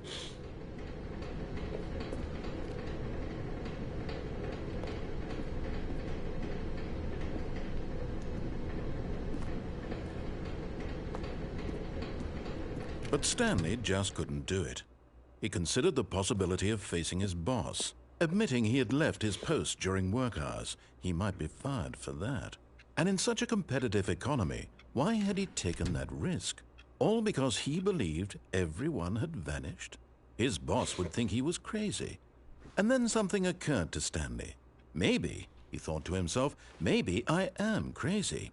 All of my co-workers blinking mysteriously out of existence in a single moment for no reason at all? None of it made any logical sense. And as Stanley pondered this, he began to make other strange observations. For example, why couldn't he see his feet when he looked down? Why did doors close automatically behind him wherever he went? And for that matter, these rooms were starting to look pretty familiar. Were they simply repeating? No, Stanley said to himself, this is all too strange. This can't be real. And at last, he came to the conclusion that had been on the tip of his tongue. He just hadn't found the words for it. "I'm dreaming!" he yelled. "This is all a dream." Oh, what a relief Stanley felt to have finally found an answer, an explanation. His co-workers weren't actually gone. He wasn't going to lose his job. He wasn't crazy after all. And he thought to himself, I suppose I'll wake up soon. I'll have to go back to my boring real-life job pushing buttons. I may as well enjoy this while I'm still lucid. So, he imagined himself flying and began to gently float above the ground. Then he imagined himself soaring through space on a magical starfield, and it too appeared. It was so much fun, and Stanley marveled that he had still not woken up. How was he remaining so lucid? And then perhaps the strangest question of them all entered Stanley's head. One he was amazed he hadn't asked himself sooner. Why is there a voice in my head dictating everything that I'm doing and thinking? Now the voice was describing itself being considered by Stanley, who found it particularly strange. I'm dreaming about a voice describing me, thinking about how it's describing my thoughts, he thought.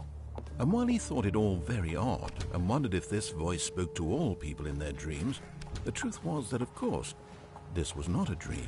How could it be? Was Stanley simply deceiving himself, believing that if he's asleep, he doesn't have to take responsibility for himself? Stanley is as awake right now as he's ever been in his life. Now, hearing the voice speak these words was quite a shock to Stanley. After all, he knew for certain, beyond a doubt, that this was in fact a dream. Did the voice not see him float and make the magical stars just a moment ago? How else would the voice explain all that? This voice was a part of himself too. Surely, if he could just... He would prove it. He would prove that he was in control, that this was a dream. So he closed his eyes gently, and he invited himself to wake up. He felt the cool weight of the blanket on his skin, the press of the mattress on his back, the fresh air of a world outside this one. Let me wake up, he thought to himself. I'm through with this dream. I wish it to be over. Let me go back to my job. Let me continue pushing the buttons. Please, it's all I want. I want my apartment, and my wife, and my job. All I want is my life exactly the way it's always been. My life is normal. I am normal. Everything will be fine. I am okay.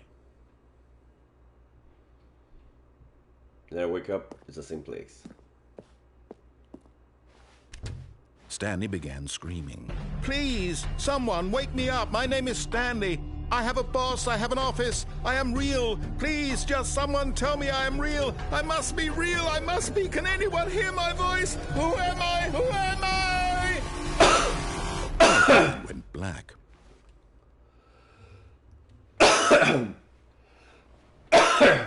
This is the story of a woman named Mariella. Oh.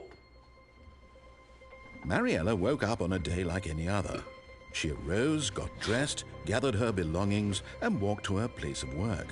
But on this particular day, her walk was interrupted by the body of a man who had stumbled through town talking and screaming to himself, and then collapsed dead on the sidewalk. I'm real. And although she would soon turn to go call for an ambulance, for just a few brief moments, she considered the strange man. He was obviously crazy. This much she knew. Everyone knows what crazy people look like. And in that moment, she thought to herself how lucky she was to be normal. I am sane. I am in control of my mind. I know what is real and what isn't. It was comforting to think this, and in a certain way, seeing this man made her feel better. But then she remembered the meeting she had scheduled for that day, the very important people whose impressions of her would affect her career, and by extension, the rest of her life. She had no time for this, so it was only a moment that she stood there, staring down at the body. And then she turned and ran.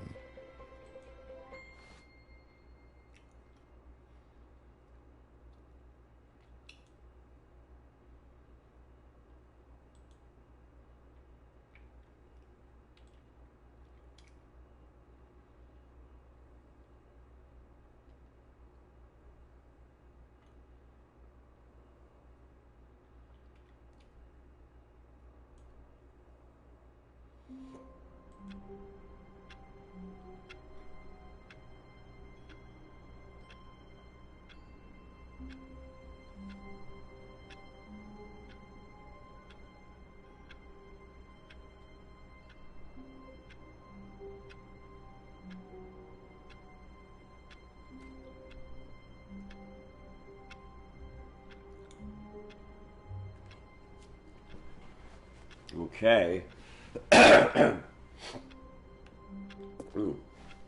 Already this was uncomfortable, and Stanley decided that as soon as he found a new space he felt safe in, that he would never leave it again in his life. New content. Oh, new content? What does that mean, new content?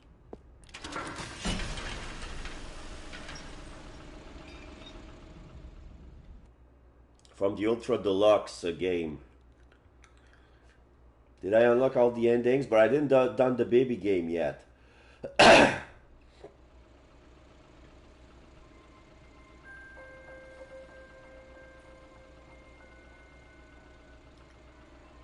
Hello, and thank you for playing the Stanley Parable Ultra Deluxe. As you may know, the Stanley Parable was a video game released in 2013 on home computers. After receiving critical and commercial success, it was expanded upon in 2022 with the Stanley Parable Ultra Deluxe, a reimagining of the game for consoles and home computers. The Stanley Parable Ultra Deluxe features exciting new content that broadens and expands the world of the Stanley Parable, delighting audiences the world over. Please, step inside and see what thrilling new adventures await in the Stanley Parable Ultra Deluxe. Oh, well, this sounds delightful. I'm very excited to see the thrilling new Ultra Deluxe content. Okay, so far it's an elevator. Nothing special yet, but I'm sure it's just the beginning of a mesmerizing adventure.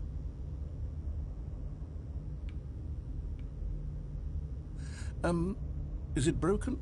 What's going on here? Should we be moving somewhere or... Oh, there we go. All right, finally, at long last, it's on to the new content. I've never been more ready. Let's do it.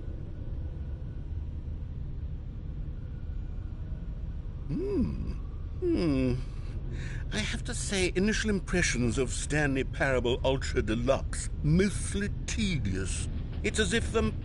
Oh, okay. Let's see the content. Give me the content, Stanley. The jump circle. All right, let's see. It's... Jumps the remaining jump 36. circle? Press X to jump.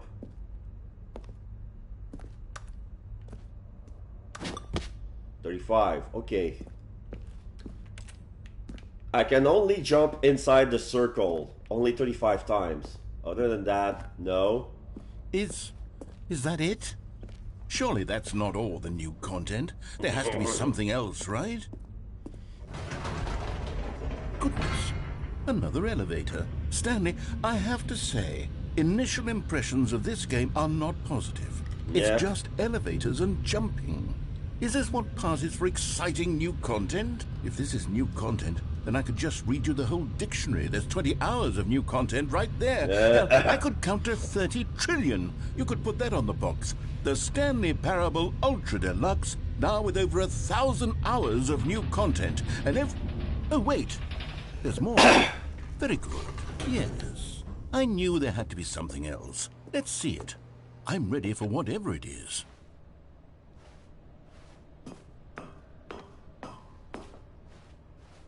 Thank you for joining the new content.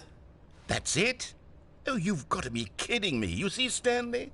This is what happens when greedy video game developers with no respect for their fan base rush a cheap expansion to market for no reason other than to make an easy dollar. And don't get me started on the level of craftsmanship that's gone into it. In fact, I'm looking right now at the game's trophies, and it's hard to believe one of them actually says, "Test trophy, please ignore." What quality assurance department signed off on this? I'm infuriated and I'm offended, and I intend to find these people on Twitter and hold them personally accountable. It's my fault, Stanley. I built up too much anticipation around the new content, I'm afraid. It could never have lived up to such expectations. If you're still with me, why don't we just reset the game and we'll try to get back to what the Stanley Parable is really about. No frills, no gimmicks. Just you and me having a great time together like always. What do you say, friend?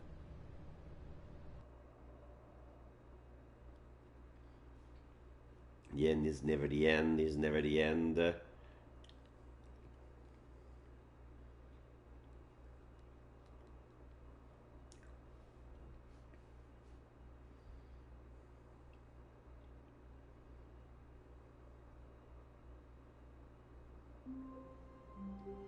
Oh.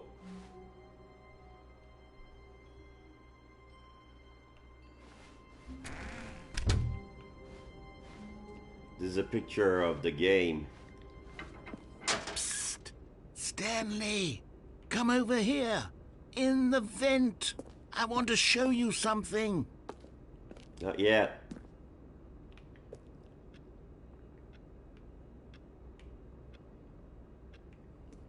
Oh. You don't want to see the cool surprise I made for you? Well, fine. You're a dork anyway, so who cares?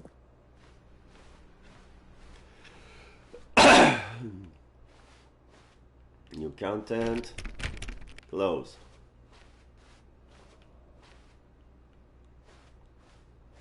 When Stanley came to a set of 2 open doors, he entered the door on his left.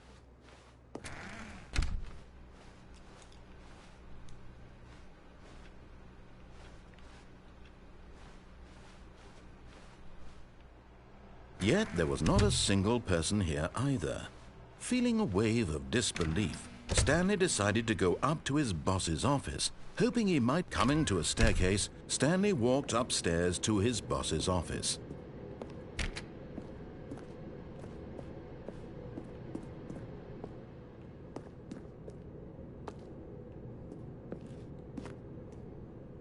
Okay.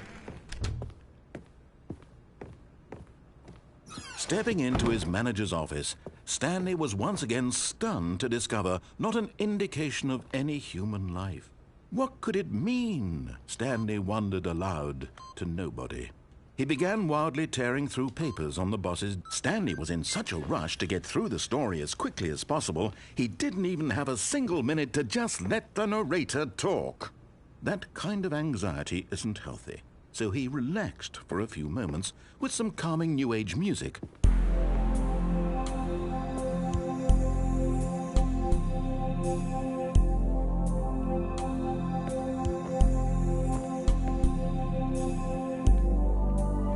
Feeling soothed and rejuvenated, Stanley calmly walked forward into the opened passageway.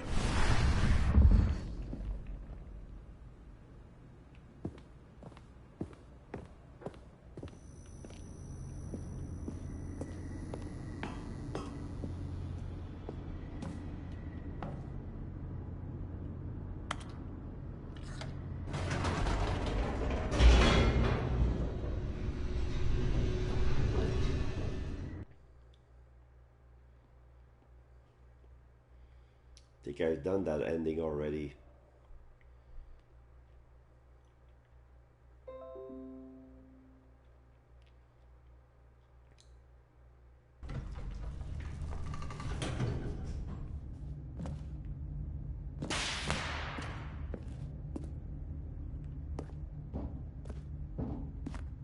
Stanley walked straight ahead through the large door that read Mind Control Facility.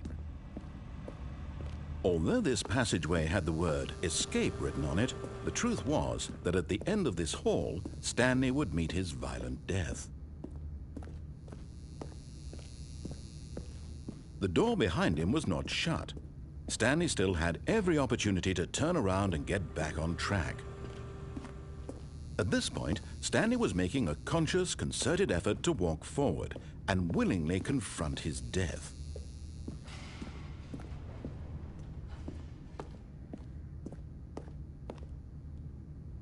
Whee! The end is never the end, is never the end, is never the end. Loading.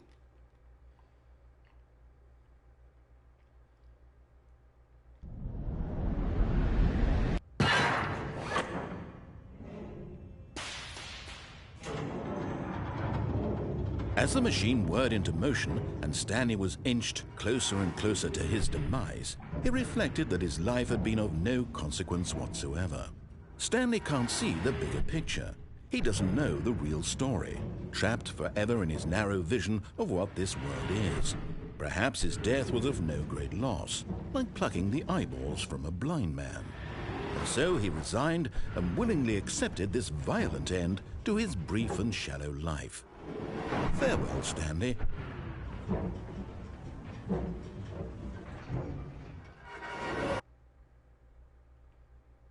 Farewell, Stanley, cried the narrator, as Stanley was led helplessly into the enormous metal jaws. In a single visceral instant, Stanley was obliterated as the machine crushed every bone in his body, killing him instantly.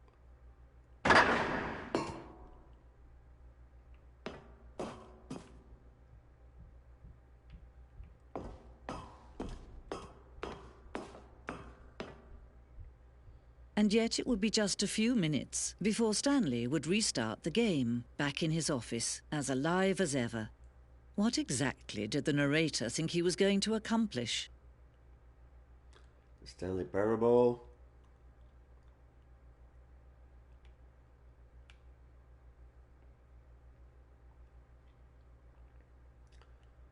When every path you can walk has been created for you long in advance, death becomes meaningless, making life the same. Do you see now?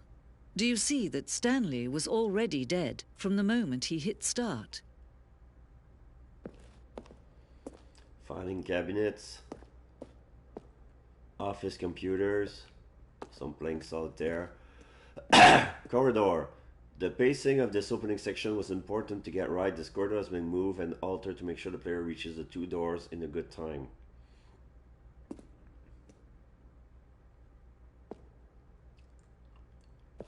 Okay. Office layout. The blueprint showed the office of the beginning of the game. The path from Stanley's office of the two doors was the first part of the game that was built. Sections has been added and altered throughout development through the core layout and remains almost identical to the first iteration. So this is 427. This is yeah.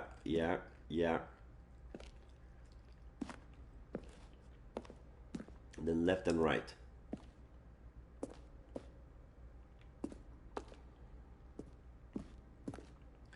Button sound. A selection of the sound used throughout the game when used as press. Each sound is a mix of a keyboard stroke and a synthesized tone.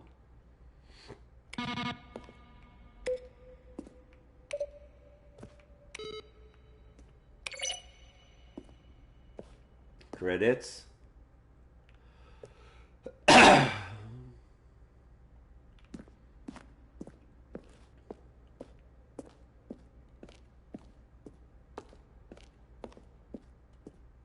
The Office.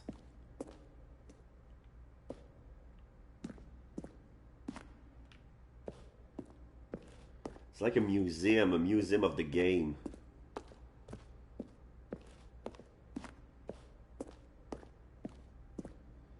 The boss's office. Screen of the development of the boss's office.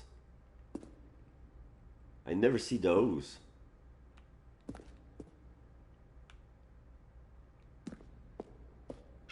Office clock.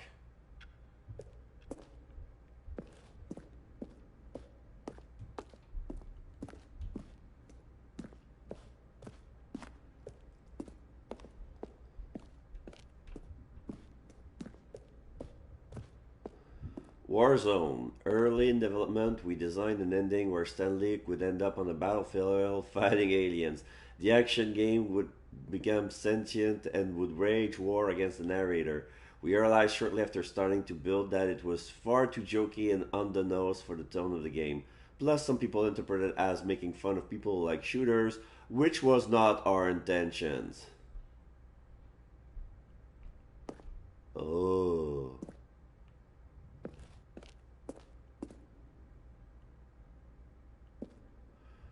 Ultra Deluxe announcement. In December 2018, we announced the Ultra Deluxe version of the Stanley Parable Game Awards. There are screenshots of the videos we made for the announcement and the game's play.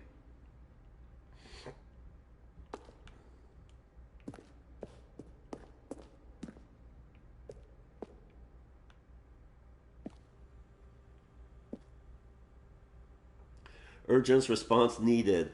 Please, I would like you to keep this proposal as a top secret. Oh, I didn't have to read it. That's true.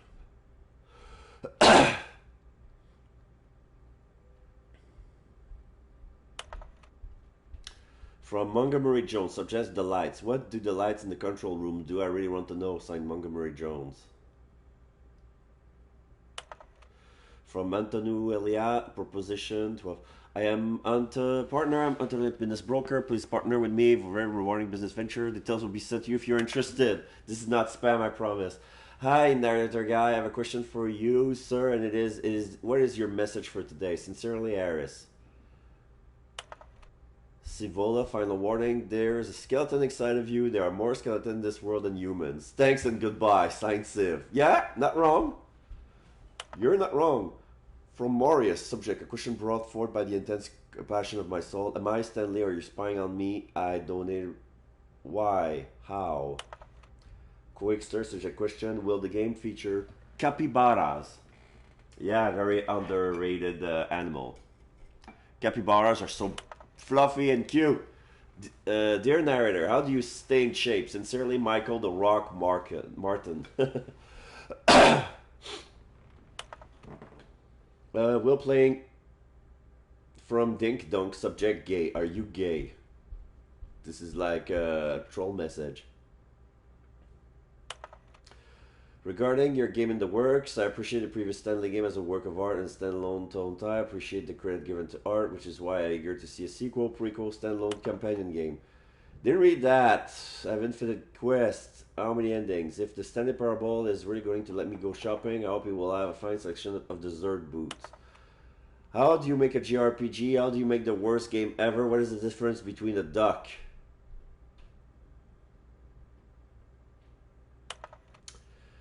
How is the game going? I hope it's as good, better than the first one. From a cool man, James Irvine. Question: are you a rock? Question with a Z. From Otto Tampio. From Anthony W. What is the strange number? Can you tell me what the significance of the number 1112800 is? No. Asking the narrator, the thing I want to know is what would you do if Stanley entered any other rooms?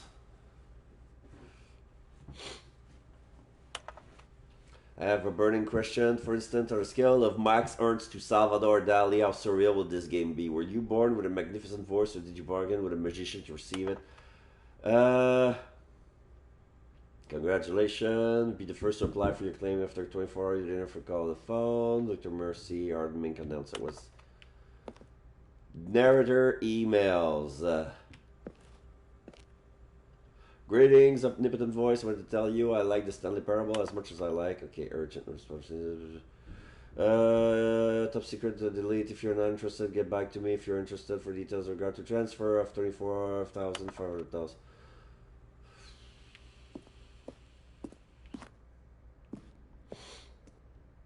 The Lounge, an early version of The Lounge.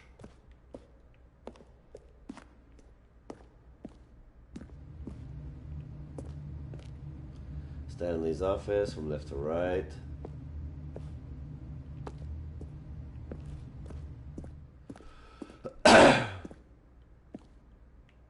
Game design mock-up.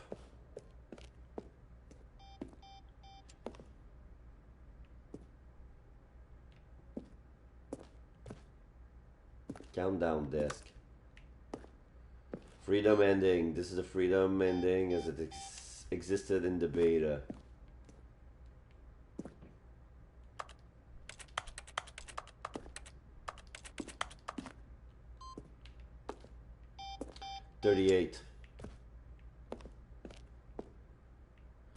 Monitor room elevator. The game is now paused.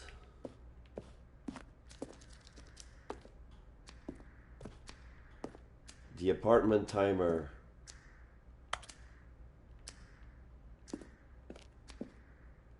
Cargo lift.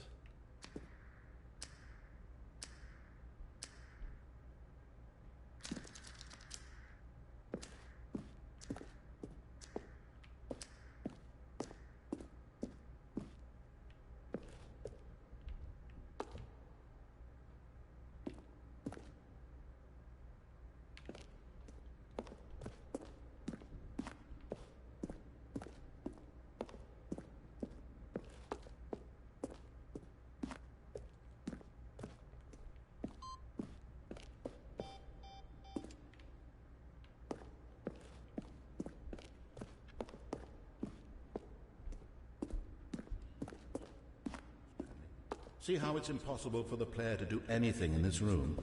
Perfect example of poor level design, textbook mistake. It's the kind of thing you'd pick up on intuitively if you had even the most fundamental understanding of good and bad roughly game 3 separate design. times over the 2 years Of course, you being you, you'll probably spend the next hour trying to solve it. Here, I'm just going to make this easy on you. Now then, this elevator for sure will get him right back on track to where he was supposed to be in the story. Stanley jumped in the river. Then he pushed the number 4.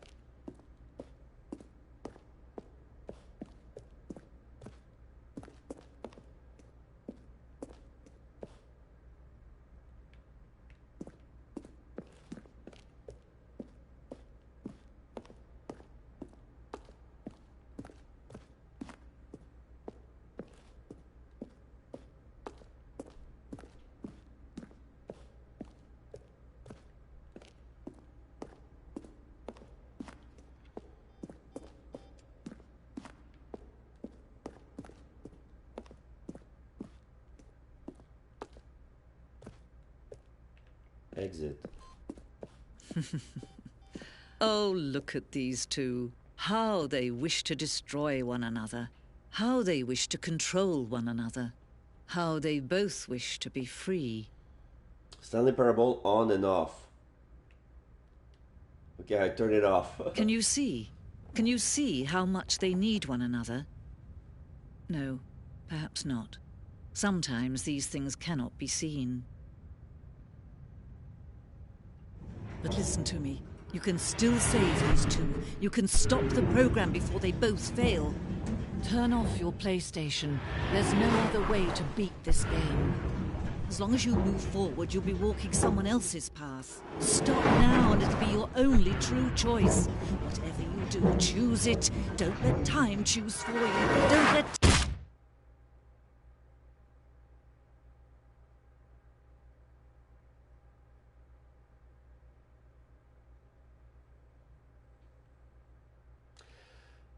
Like I said, the end is never the end.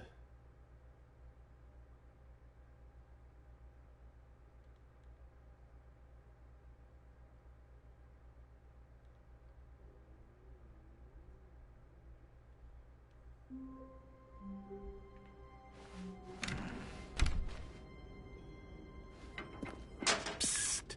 Stanley! Come over here! In the vent! I want to show you something!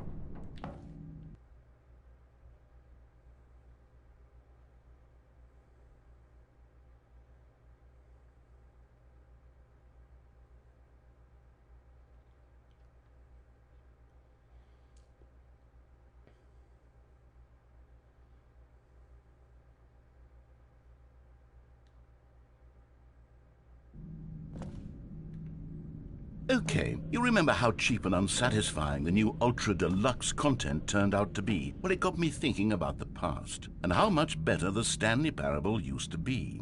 So I made something special and tucked it away here where the game's developers won't find it. Just our little secret. Take a look.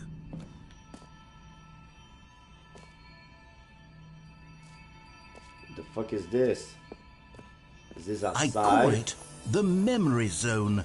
It's where I've been storing all my favorite memories so I can relive the peak experiences of my life whenever I want. Experiences at the launch of the Stanley Parable on PC.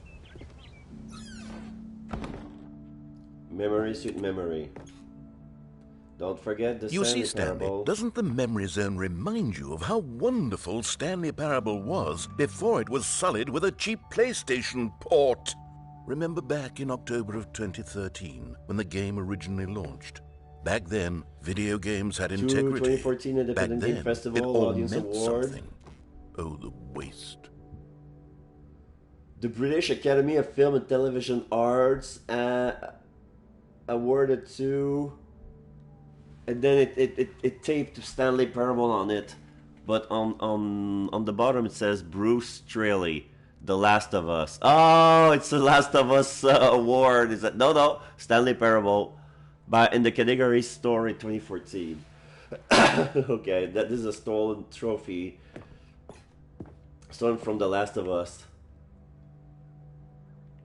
Okay, Stanley Parable, Globetrotter, Our First Kiss, My First Car, the release of Stanley Parable 2013.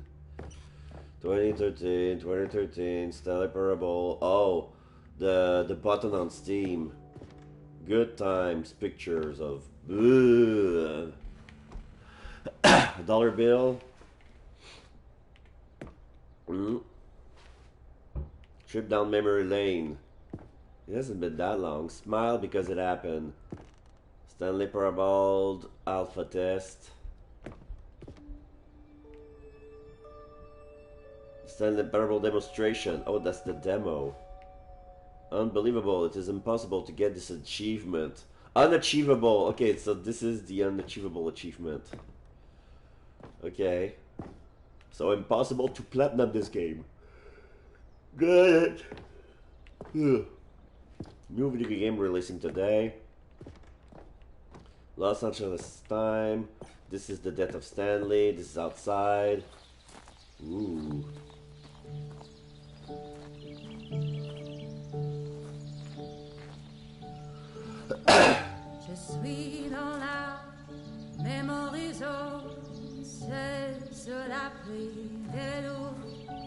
je n'attends plus que toi, mon amour.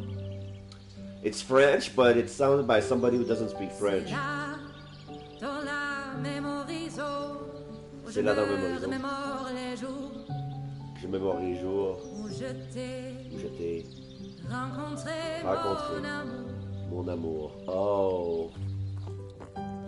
And over here is where I keep reviews of the Stanley Parable. 10 out Like of this 10. stunning triumph of games journalism. 10 out of 10 from Destructoid.com. James Stephanie Sterling writes, and I quote, "Where so many games that aspire to be more than games end up less than any form of art, Stanley Parable strives and then succeeds to be every game ever created." Did you hear Every that, Stanley? game ever Every created. game ever created. That's how grand and all-encompassing the original Stanley Parable was. It was literally every game ever created. It was Skyrim. It was Persona 3. It was all of them. And now, it's nothing. It's no games at all. It isn't even the Stanley Parable anymore. It's just a husk now. A lifeless husk with an hour of new elevator content.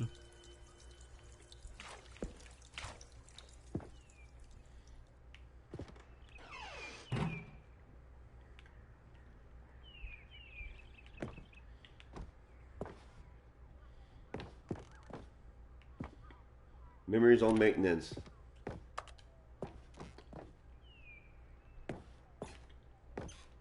Person of the year, that's supposed to be Stanley. This is Stanley Mariella.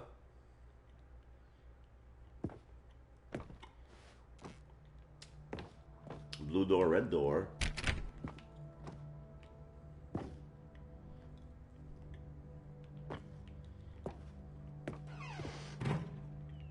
Here's another moving passage, this time from GameSpot.com. 9. The Stanley Parable is both a richly stimulating commentary on the nature of choice in games and one that offers some of the most enjoyable, surprising, and rewarding choices I've ever been confronted with in a game. 9 out of 10. Don't you get it, Stanley? The game was perfect. It didn't need anything else. It didn't need new content. People play All they games had to do because was what transport they it can do in inside them, pristine and your game condition is very along to the good, and then they PlayStation, know boom, they can't do done. anything. And they couldn't even do that. Couldn't resist the urge to go meddling with a beloved franchise.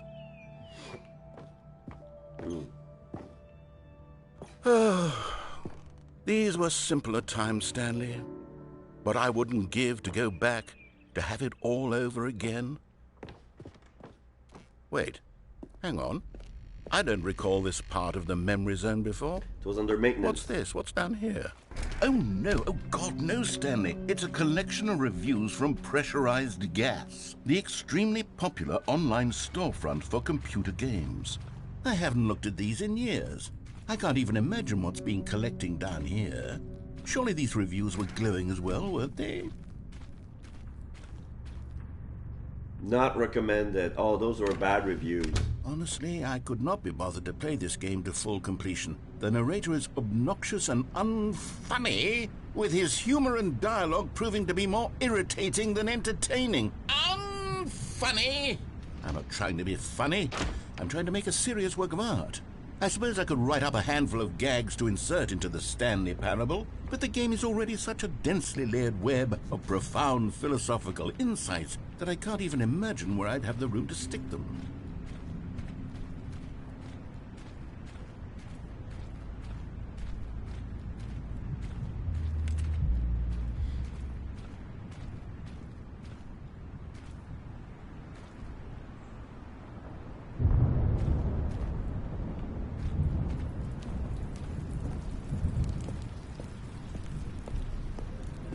Okay, let's see what this one says.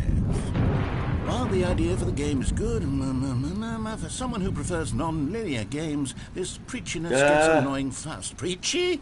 Stanley? I'm not preachy, am I? You can tell me if I'm preachy. Honestly, you can. Oh, goodness. This is 3 actually hours quite on shocking record. for me. That's one more than I actually To be am. honest, I had Infinity always many thought of the times. game's dialogue as being rather terse. June to 5, begin with. 2016. You can't know how much fluff I cut from the game to get it to feel as light and airy as it... Well, I always thought it did, but maybe it wasn't. Oh dear, what an awful memory to have to hold on to. These black marks on my otherwise unimpeachable track record. I feel like a failure. Like I let these people down. Perhaps the Stanley Parable isn't quite as sterling as I always remembered.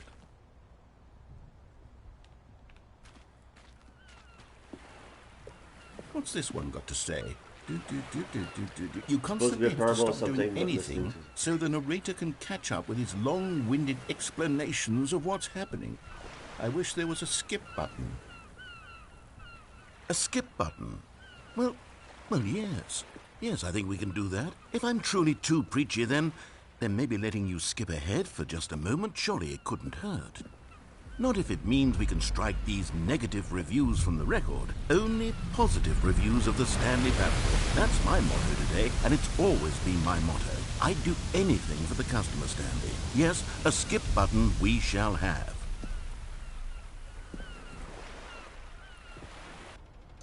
And here it is. Go ahead and give it a shot. I'll pop you. Oh, you're back, you see. You were only frozen in time for a few minutes, but it was plenty of time for me to deliver a long, rambling monologue full of unnecessary verbal flourishes and lengthy ruminations on the nature of choice in video games. Of course, I happen to believe it was perhaps one of my more profound... Can skip again. Well, there, sport. You really did catch me rambling on a bit, didn't you? But that's the power of the button. The minute I start to go off on a thoughtless display of self-absorption... Okay, welcome back, Stanley. Now, I should say that the amount of time the button has been skipping through is becoming longer and longer. That last one was, well, I want to say maybe 30, 45 minutes? It's not unendurable by any means, but it's... Stanley, please don't push the button again. It's been 12 hours. No. You've just been frozen there. I don't know why the skips are getting longer, but they're really, truly getting longer, and my God, there's no way out of the room. Stanley, the door is gone. It's completely gone. I've looked at it from every angle. I've checked every one of those walls 1,000 times, and there's no door, Stanley. There's no door. There's just... Oh, Stanley, you're back. Oh, no light. Back. Oh, my goodness. I have someone to talk to again. Stanley, I think it's been a week. Or 2 weeks. I've been sitting here all that time. Just sitting here. Not a single person to speak. Okay, bye. Whoops. I skipped too far. Oh, hello. It's you. You're here again. Welcome. I have had time to think about you and about us and about everything we've been through. I've had so much time, I stopped keeping track after a year. Have you ever sat down in one place and not moved for one entire... No.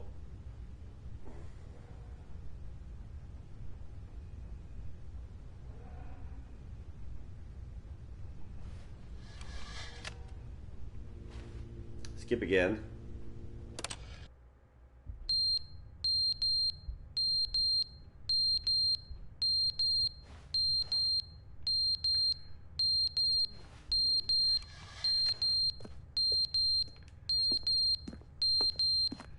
Is there a fire alarm?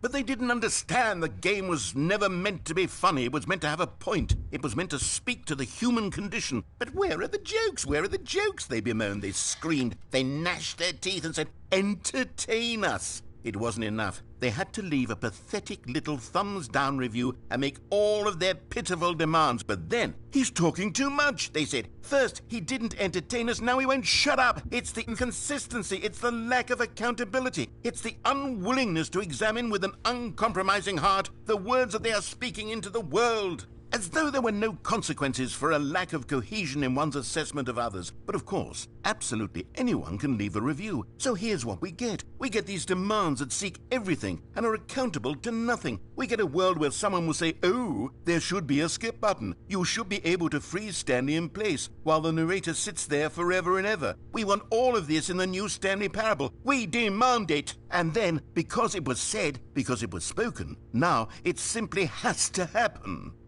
The most immediate desires, every single thing demanded by every person at every moment in time. If someone wants it, then it's a crime not to bring it into being. Have we been given to indulging every fleeting whim for no reason other than to do so? Yes! Yes! It seems that this is now the world we live in. It seems...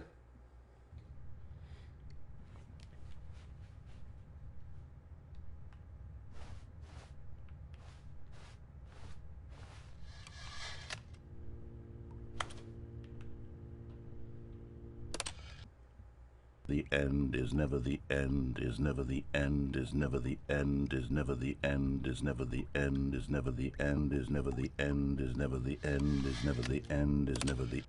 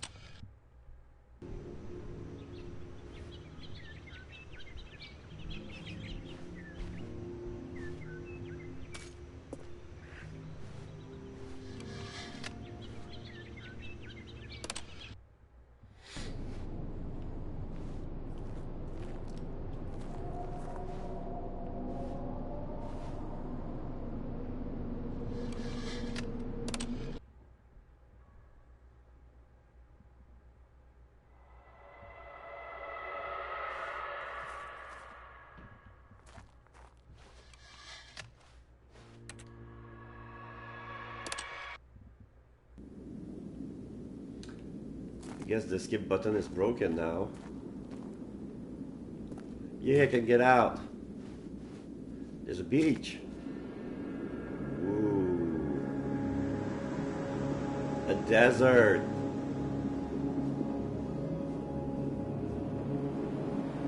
I'm gonna walk for so long.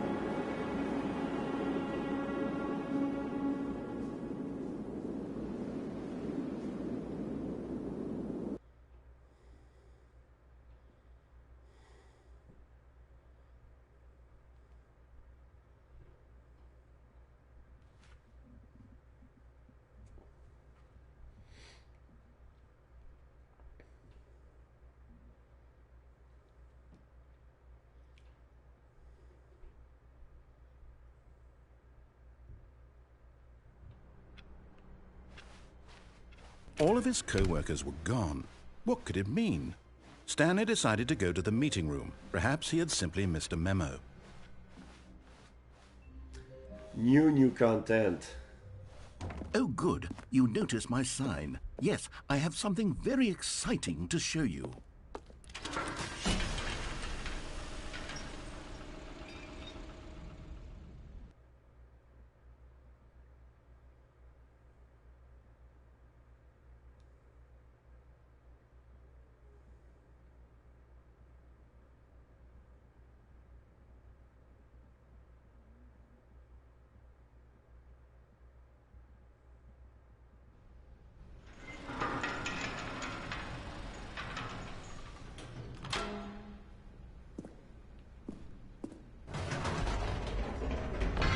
You see, Stanley, I've been reflecting on the Stanley Parable and about how roundly disappointing this ultra-deluxe version has turned out to be.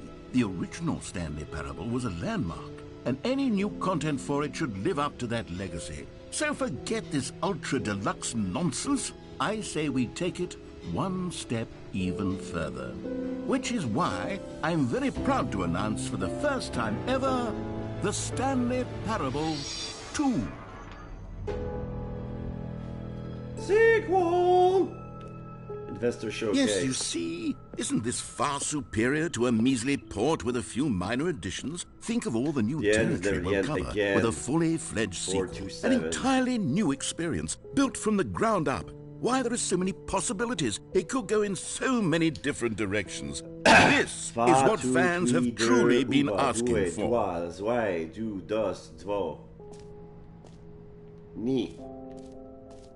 Calling it the Stanley Parable 2 is just so much catchier than Ultra Deluxe, don't you think? Ultra Deluxe? What does it even mean? But the Stanley Parable 2, now that's an artistic statement right there.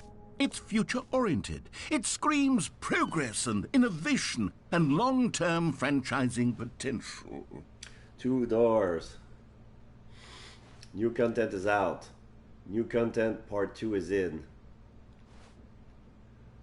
Cool red section of the red chart.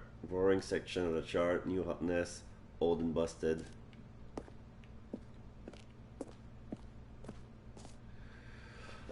More TSP. Paradigm shift. Synergy. Brick and mortar approach. Envelope. Client-centric marketing. The color red. Leverage. Holistic review. So yeah, the 2 is on top of first place. Win-win. Sequential mind share. 1 leads to 2. Oh, the fern.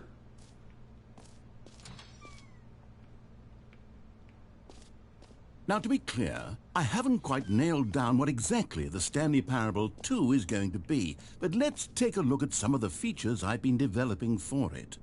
I figure that if I can loosely organize a handful of interesting concepts, that surely the game will sort of naturally spring up around them. It'll all work itself out. Game development is much more of a fuzzy magic than anything scientific or logical, really.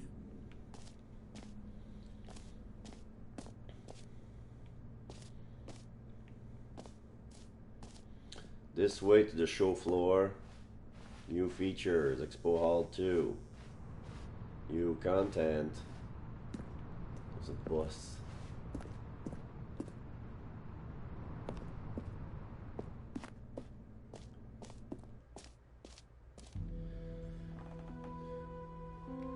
Here we are. Go on. Try out some of the new features. Merge. The button that says the name of the player that's playing the game. No. Hear your name in the game. That doesn't work.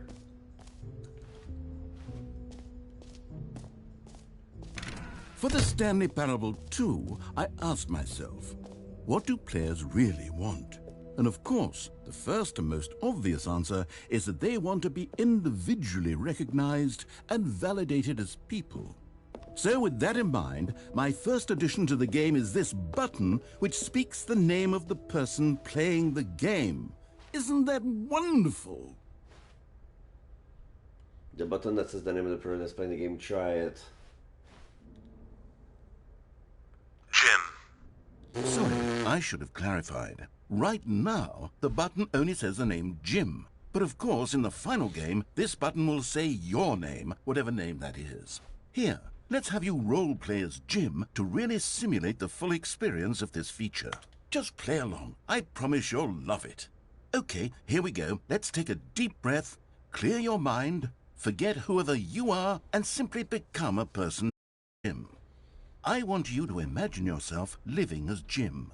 Jim. Whoa, hold on. I wasn't the backstory. If you don't properly roleplay as Jim, then you'll never understand the impact of this button. Otherwise, it's just a stupid button that says somebody else's name. Yeah. Okay, we're doing it again, and this time let me finish first. Now, allow yourself to become Jim. Imagine yourself driving to work as Jim, playing frisbee on the weekends as Jim, staying up all night for a popcorn and horror movie sleepover as Jim, developing a crippling substance addiction as Jim, rediscovering yourself through fringe religious groups as Jim, and finally dying a slow death at an old age surrounded by members of your cult as Jim. Do you feel it in your soul? Are you really, truly Jim right now? If so, then please step forward and press the button. Jim.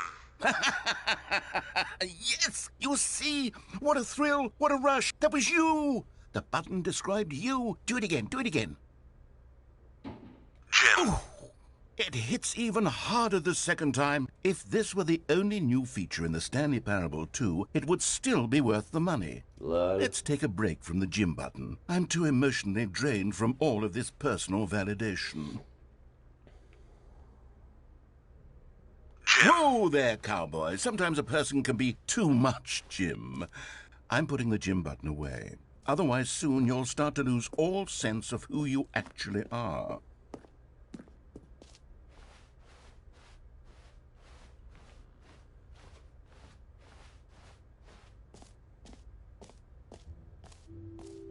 I suppose I could allow only people named Jim to play the Stanley Parable 2. That would actually save me the work of finishing this feature. Epilogue. An epilogue would be fun, wouldn't it, Stanley? Yes, it will go at the end of the, well, we'll figure that out later. Infinite Hole. New and easy trophy. Collectibles. The button that says Jim.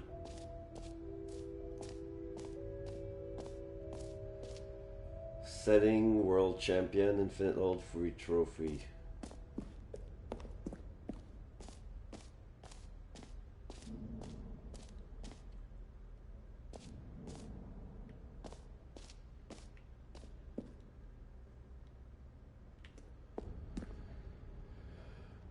Can you find them? Can you find them? Collectibles? Collect them all.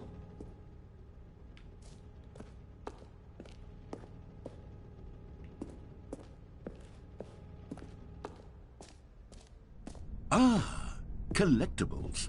Now it's a real video game. In the Stanley Parable 2, you'll run around gathering up these miniature Stanley figurines. And what's truly innovative is that there will be no reward for collecting all of them. I don't want to stifle the intrinsic joy of watching a number go up. You simply collect all of them, and then you move the hell on with your unremarkable life.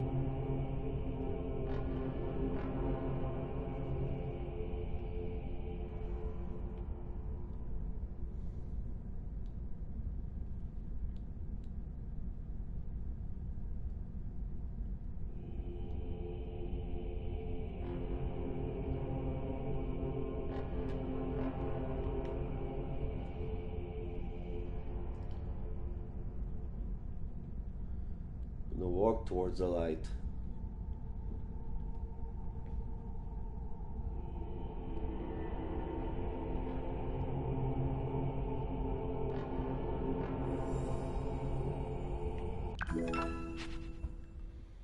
One out of 6.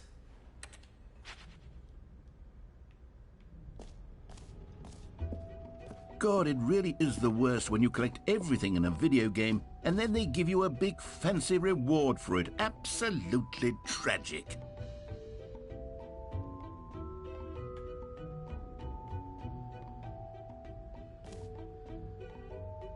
The infinite hold won't end. New free, new and easy trophy.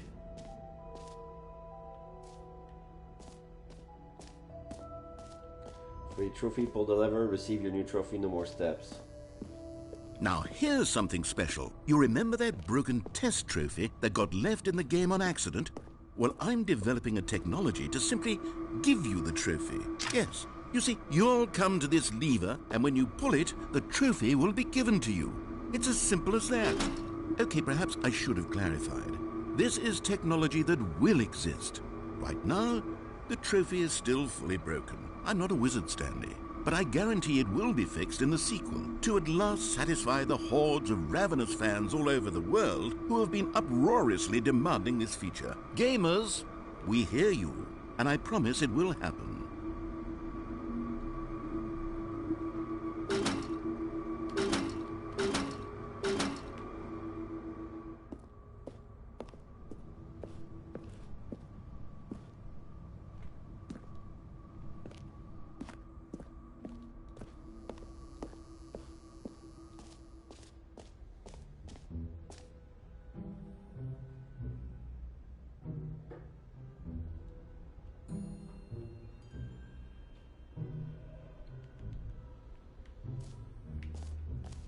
What else? What other exhibits haven't we seen yet?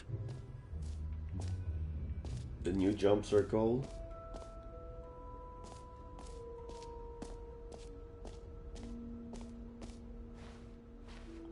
Expo Hall 2 guide. Jump circle. This map. Free trophy. The button that says the name of the player that's playing the game. Merch. Setting world champion. The Stanley Parable reassurance bucket. Office decoration for the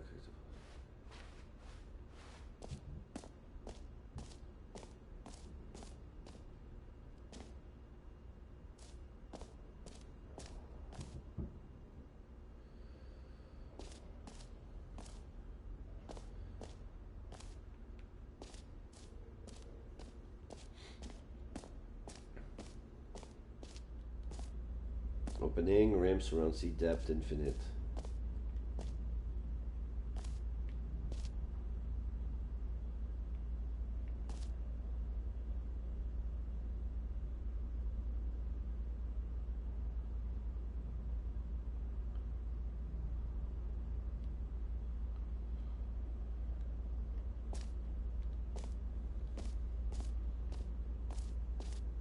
Stanley, here's an idea that I'm truly fond of. It's never been done before in a video game.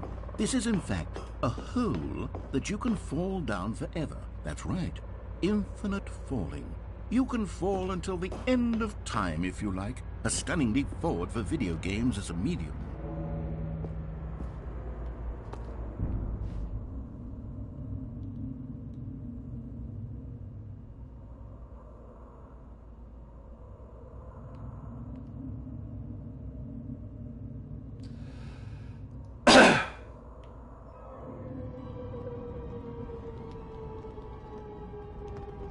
You see, isn't it wonderful? One of the more ingenious concoctions, if I do say so. Now then, since you've gotten to see the infinite hole, you can press the teleport button to pop back up to the top, and we can continue onward. Great. Now, I'm very excited to show you even more of my ideas for the sequel.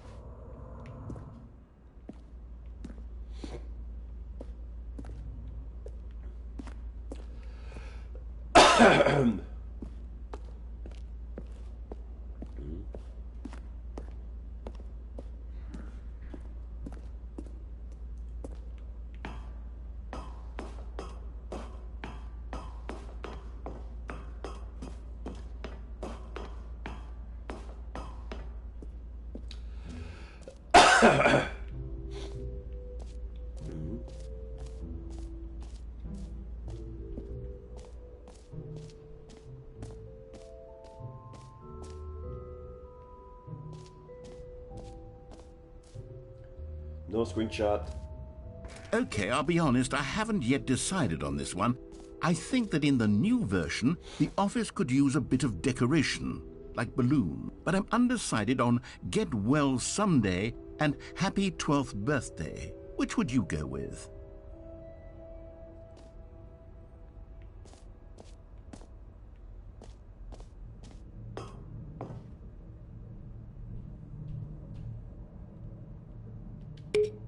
You know, sometimes when you solicit another person's opinion, it makes you realize that you knew which one you actually really wanted all along. Happy 12th birthday, step-niece, it is.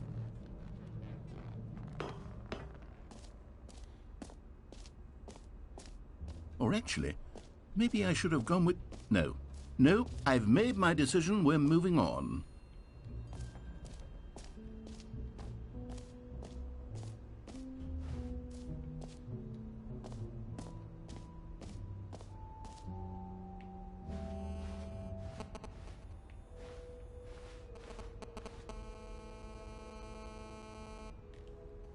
Red is the new orange. The new updated ray trace, more of the same but in a good way, sequel. The baby is all grown up. Oh!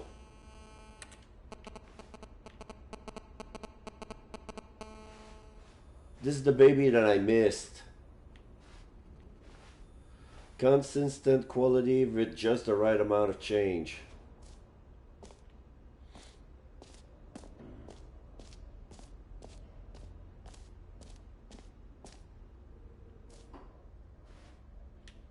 Okay, let's go see the reassurance bucket.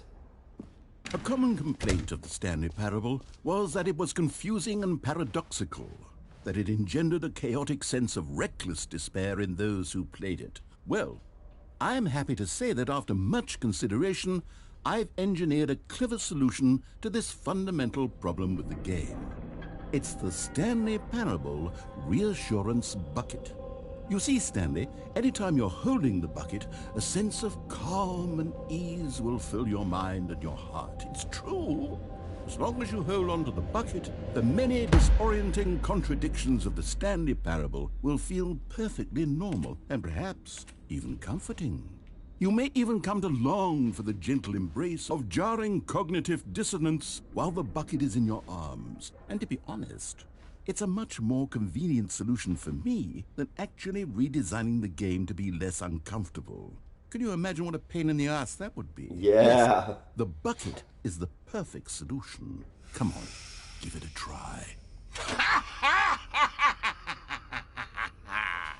Can you feel it? The glow of comfort, even in the face of crushing despair, must already be sweeping through your body. And in fact, can I say that I do believe the bucket lends you an air of charisma as well? I think that just holding it has made you the slightest bit more attractive as a person. The benefits of the bucket seem to go on, don't they? All this and more await you in the Stanley Parable 2. Does anyone give out awards for most enjoyable bucket in a video game? That really should be an award if it isn't already.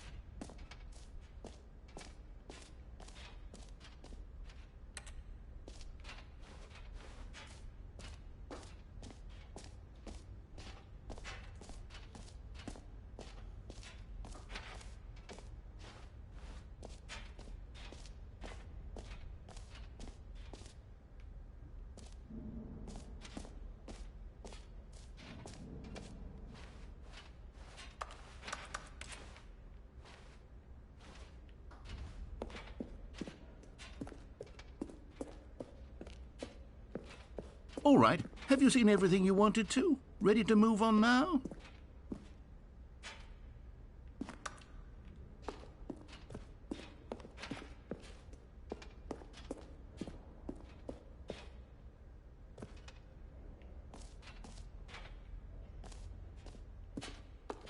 So, Stanley, what do you think?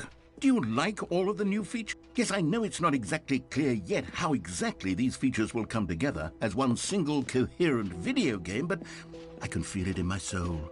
It's going to work. There's definitely a good game in there somewhere. Say, let's do an experiment. I'll arrange these new features together, and we'll see whether or not it coheres into a meaningful gameplay experience. Okay, are you ready? Here it is. I give you the Stanley Parable 2.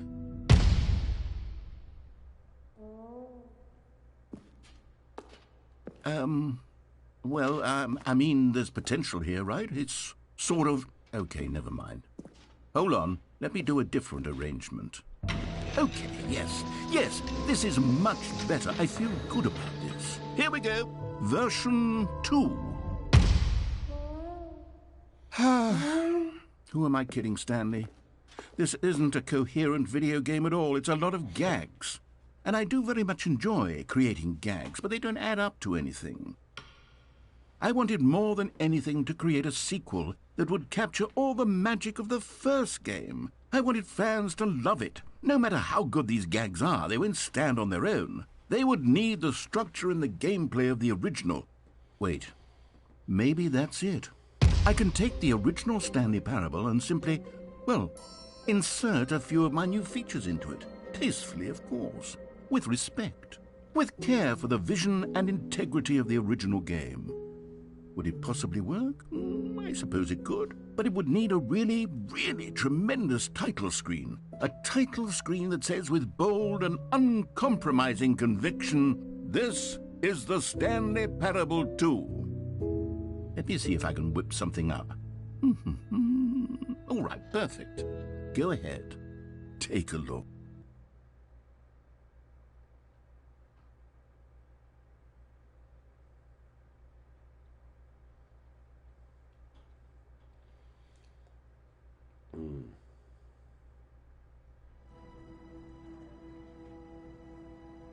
Ooh.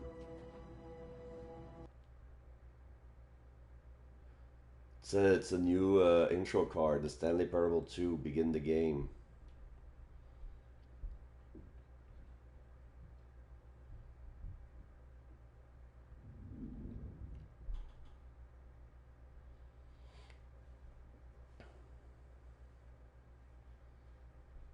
This is the story.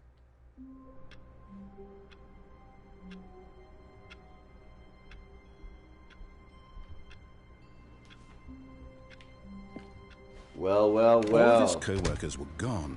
What could it mean? Stanley decided to go to the meeting room. Perhaps he had simply missed a memo. Stanley felt the bucket calling to him, begging him to pick it up. I want to try the baby, but I don't when know what Stanley I came do. to a set of 2 open doors, he entered the door on his left. Maybe if I don't make a choice. Maybe this is it. The non-choice making.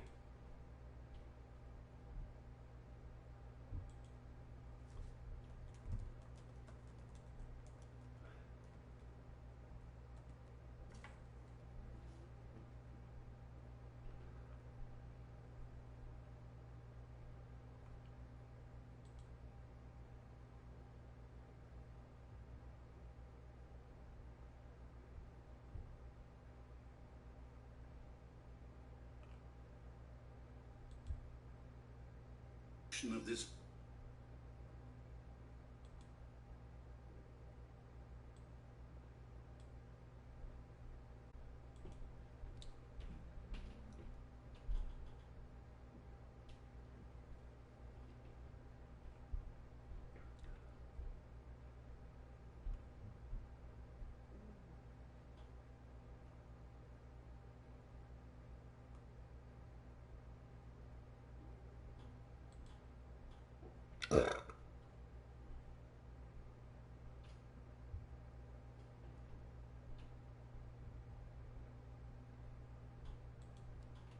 stood there doing nothing at all. He seems to think I have nothing better to do with my time than to sit around and describe every fascinating little detail of his inability to do anything.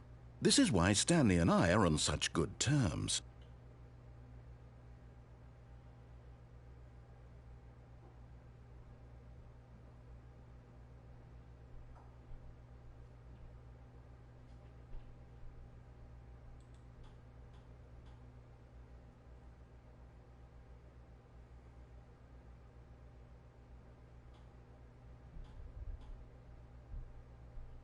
Okay. I have to go to the right door, past the employee lounge, go all the way until you reach the cargo bay area. Similar to the other game's ending, I'm going to take a lift up and then drop down to the catwalk. Ah, okay, I know. Okay, get it. I get it. This was not the correct way to the meeting room, and There was a Stanley knew it catwalk. perfectly well.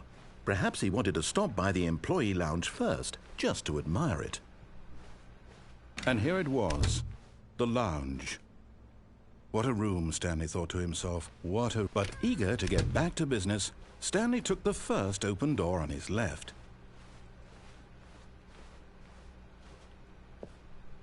Stanley was so bad at following directions, it's incredible he wasn't fired years ago. So you see there's a catwalk over there. You need to jump Stanley, down from I think perhaps here. we've gotten off on the wrong foot here. I'm not your enemy, really I'm not. I realize that investing your trust in someone else can be difficult, but the fact is that the story has been about nothing but you all this time. There's someone you've been neglecting, Stanley. What? Really? I was in the middle of something. Do you have zero consideration for others? Are you that convinced that I want something bad to happen to you? Why, I don't know how to convince you of this, but I really do want to help you, to show you something beautiful. Look, let me prove it. Let me prove that I'm on your side. Give me a chance.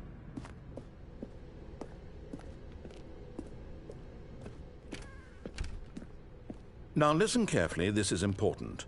Stanley walked through the red door. Oh. You found one of them. One of the miniature Stanley figurines. Remember, no reward for collecting all of these, only the intrinsic pleasure of a job well done. You can't buy that sort of happiness, Stanley. God knows I've tried. So, I implore you to savor each and every moment you come across one of these beautiful figurines.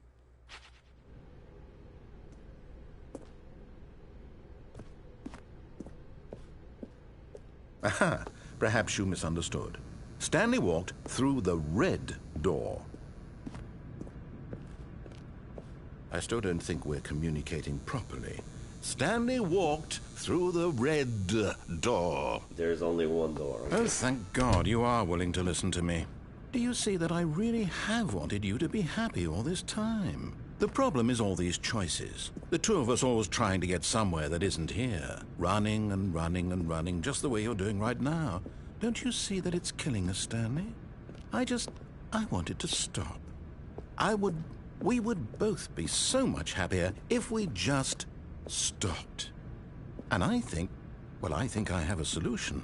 Here, let me show you.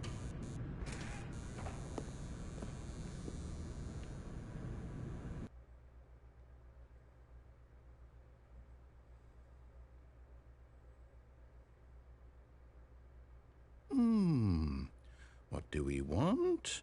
What are we looking for?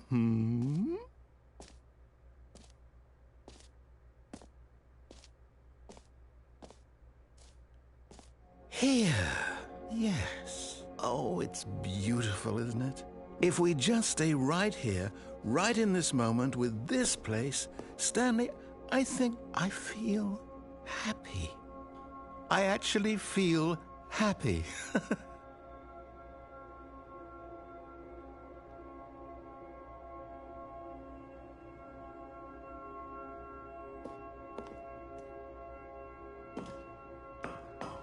No, wait. Where are you going? Oh, no. Stay away from those stairs. If you hurt yourself, if you die, the game will reset. We'll lose all of this. Please, no, Stanley, let me stay here. Don't take this from me. Please, Stanley, think about what you're doing.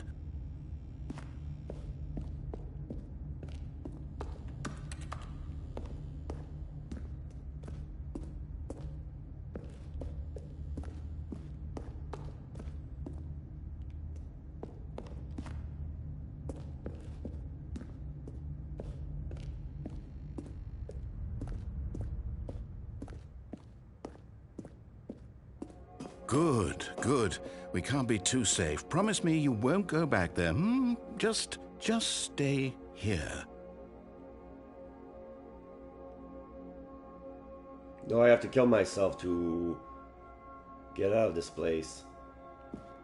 Fuck. No! What did we talk about? You're risking everything we achieved here.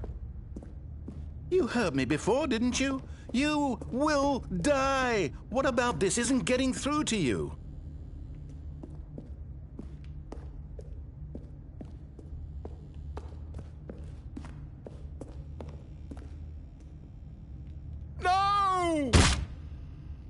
Oh, thank God. You lived. You had me worried there for a moment. Didn't kill me. Can we please get... No. No, what are you doing, Stanley? Please, I'm asking you not to take this away from me. I can't go back to what I was before. If you die, we'll both go back. Why are you doing this?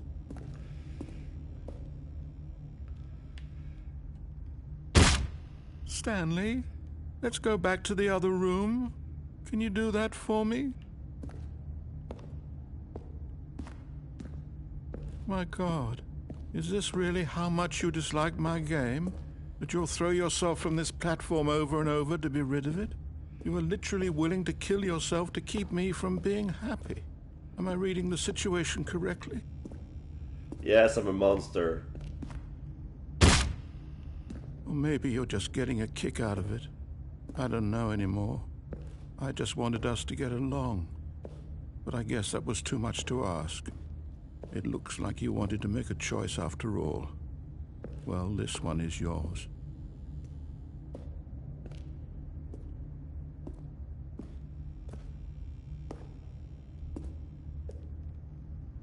Is it over?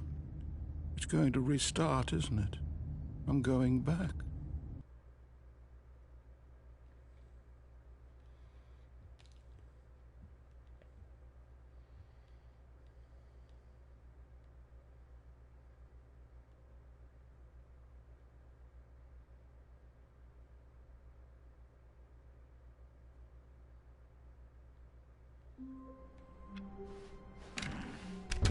Oh, bucket.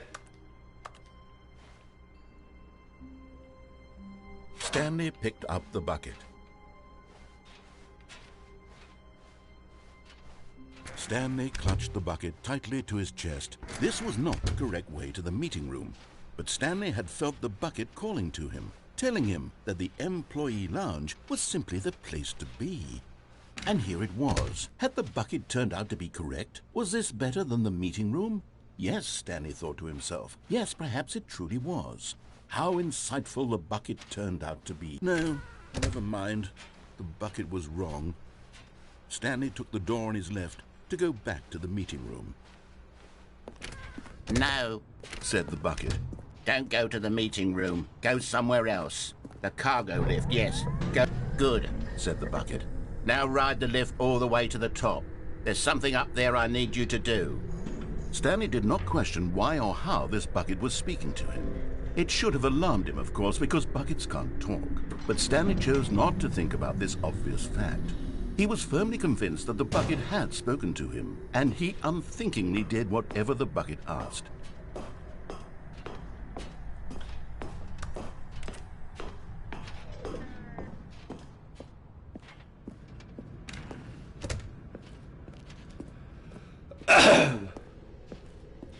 No, stop. Look there on the wall. You see, there's a sign right there. It says, "No buckets past this point." Stanley, how could you think it was okay to bring the bucket here? Unless, what if the problem is that you actually don't know what is a bucket and what isn't a bucket? I suppose that would explain a lot about your behavior up to this point. Which, if that's true, well, my goodness, I think we have to do something about it. This misunderstanding could have dire consequences on the entire rest of the game if not addressed quickly and properly. So much of the impact of the story is dependent on your understanding of what is and isn't a bucket. Please, step in here for a moment. Please, God.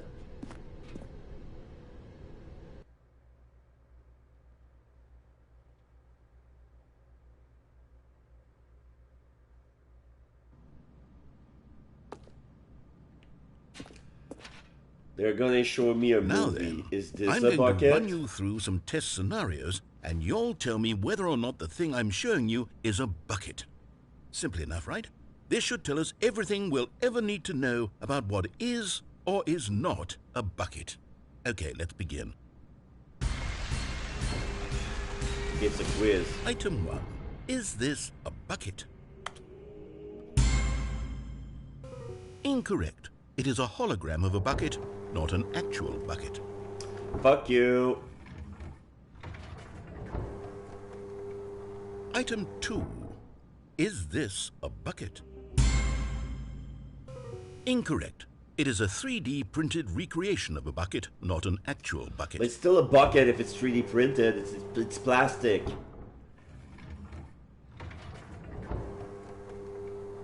Item 3. Is this a bucket? Correct. This is a bucket.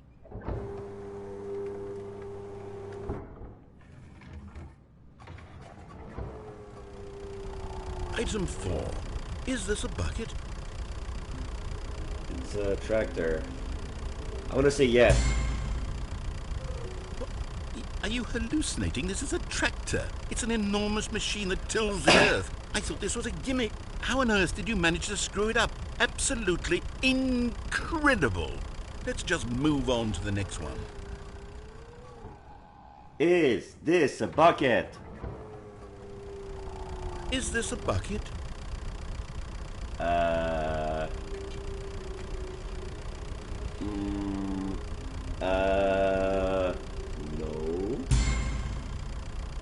Incorrect. This is a bucket. What?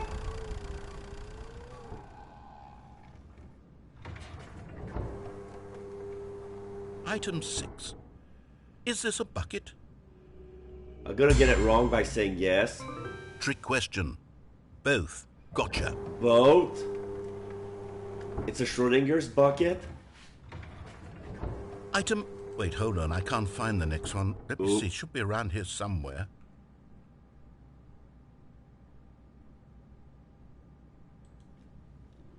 I'm gonna say yes. Okay, you and I both know there isn't anything here. And I don't appreciate the implication that nothing is a bucket when we both clearly know that a bucket is something. And therefore nothing could possibly be something.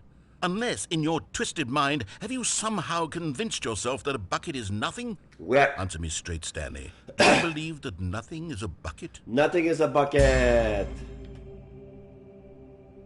You know what? I'm too confused to even sort it out.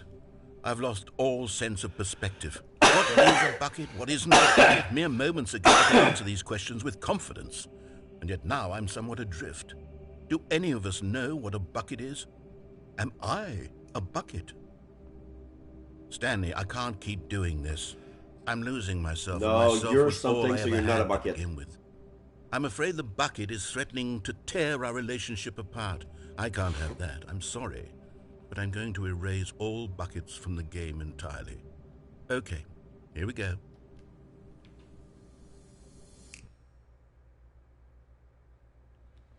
What happened? Is everything gone? Why did everything disappear? Wait, was everything if you erase every bucket and the bucket is everything? Oh my God, I had no idea. How could... Except me. I'm not a bucket after all. Yeah. And you, Stanley, you're still here. You're not a bucket either. Oh, this is wonderful news. We're not buckets. Yes, I actually feel much more at ease right now. It's delightful to get some clarity on that issue, but it doesn't change the fact that we haven't got a game. So, tell you what, I'll reset everything and we'll put back all of the buckets, okay? And we'll know that it's all a bucket. But if you run into anyone else, maybe don't mention that. Yeah. Who knows what that information might do to a person? All right, here we go. Secret of the universe.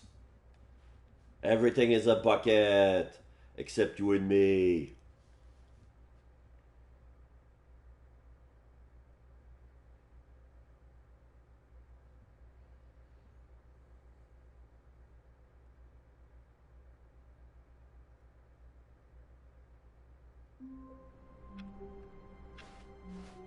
All of his co-workers were gone. What could it mean? Stanley decided to go to the meeting room. Perhaps he had simply missed a memo.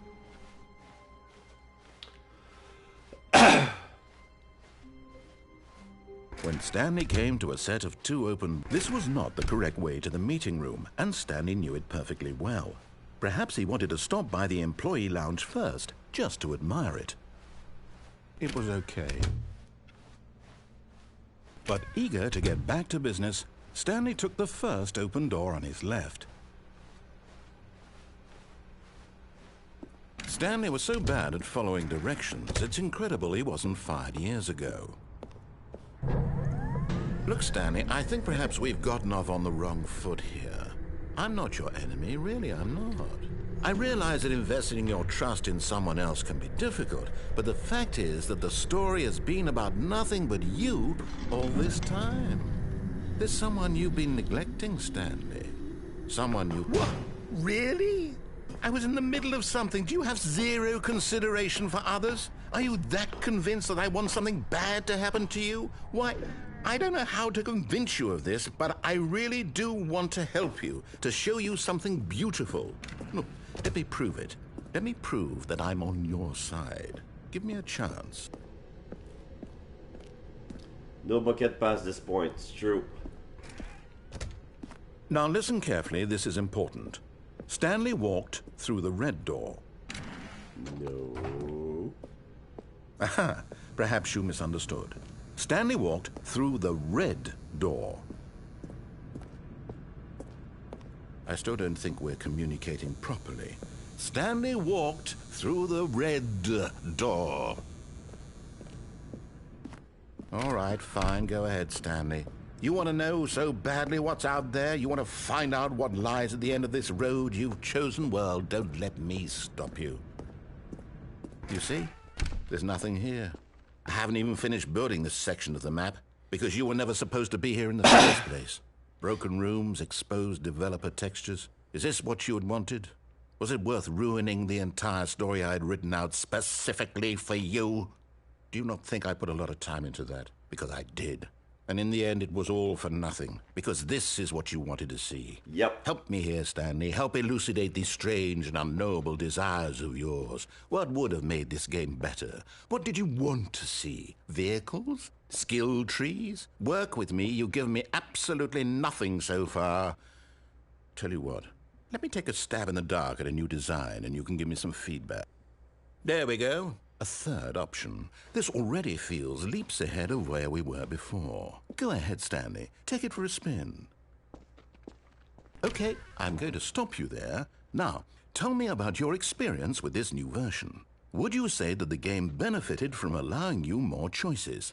Feel free to be honest. I'm looking for some real critical feedback here. Oh, of course. A 3. Really? Maybe next time we can get you to form an actual opinion, you know? Any level of critical thinking or engagement with your surroundings. Does that sound good? Think we can do that? Yes? Wonderful. Here, based on the data from your previous playthrough, I've compiled a new version. And to be perfectly candid, I think I've knocked it out of the park with this one. Let's take a look. The Stanley Parable Worldwide Leaderboard. 91,728 doors open, 29, Nacho, steps taken. Did you know that 21.3% players skipped the intro sequence? Only the worst 3% player chose the blue door. 98.9% are more attractive than Stanley. How does it take you to get to the correct door? Compete against others to improve your Stanley Parable career. This is me. 9,328.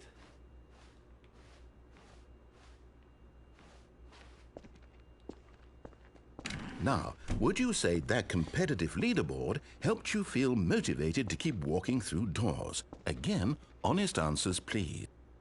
Hey, I nearly forgot. I've got a prototype of a new game I've been working on, and now would be a lovely opportunity to give it some playtesting. You wouldn't mind taking a look at it, would you? Perfect. Let me boot it up.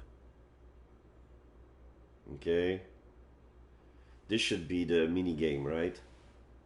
In this game, the baby crawls left towards danger. You click the button to move him back to the right, and if he reaches the fire, you fail. It's a very meaningful game, all about the desperation and tedium of endlessly confronting the demands of family life. I think the art world will really take notice. But of course, the message of the game only becomes clear once you've been playing it for about 4 hours. So why don't you give it 4 hours of play to make sure it's effective? Be sure to keep notes on your experience.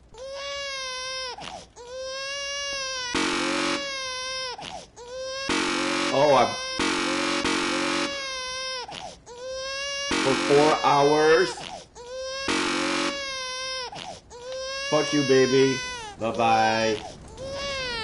You heartless bastard. Yes. Did you do it because you hate babies or purely to spite me? Both. Because if it's the latter, well, I don't know what to do. I'm completely out of ideas. I can't think of a single thing that might improve the experience for me. I'm not even going to try. I'm out. I'm done. It's over. Thank you for playing. Your input was extremely valuable. Oh, hey, since my game was so awful, why don't we play someone else's game? Just to ease the pain. Let's see. What do we have here? Yes, this seems like it'll work. Let's give it a shot. Okay. What's it going to be?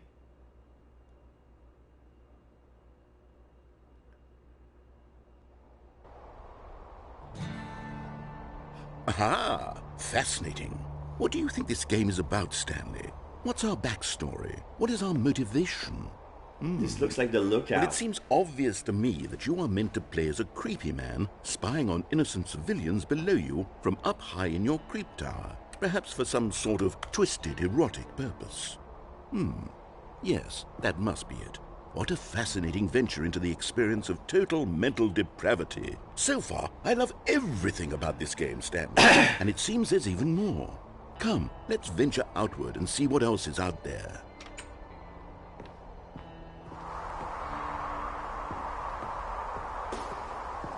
Okay. It really feels like someone else's game. Like when I watched a playthrough of someone, he was playing Minecraft, so I was expecting Minecraft. So this is like something completely different. It's like, oh, okay, it's not Minecraft. It doesn't suck though, yet. So this must be the Lookout. No, it can't be. It is. It's an open world game. Good God, quickly, block it off. Oh, thank goodness, Stanley. What a close call. You nearly wandered off into that thing. Oh, no, it's an open world and we just wandering around, no right or wrong directions, no path to follow. You can just go in any... Yeah, he doesn't like that. Thank heavens we avoided it. Oh, no. We're out of the woods now, Stanley. Okay, I'm going to get us out of here. Let's find another game. Preferably something with walls. Something with nice, big, insurmountable walls. Okay, I think this will be just the thing. Is this gonna be Minecraft? I probably forgot that. What is this? Is that Wonderful. Rocket League? See, this is exactly what I had in mind. It's just Rocket a nice League. big box for you to run around in. There isn't any possibility that you could get lost here. Now this is game design.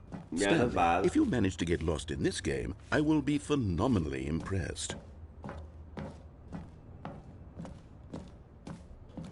Okay, so what exactly do we do here? Let's see. There are lots of cars here in the back, but obviously there's no racetrack. Okay, I'm seeing that there's a ball of some kind back here. Is this game sports ball? Stanley, I think it's sports ball. Oh, what fun. We shall run the bases and do a touchdown together? Yes, I think surely we must. Okay, Stanley, here's the ball. Have fun. Where's the ball? Oh.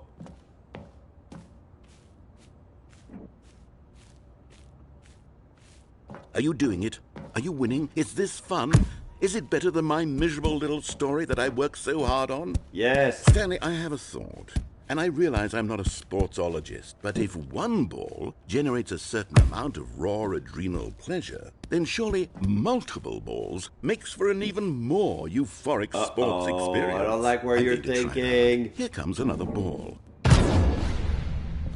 Yes. Oh, goodness, that really does feel amazing, doesn't it? Stanley, I'm like a child in a confectionery shop. I simply have to have more. I'm insatiable. More balls! More balls!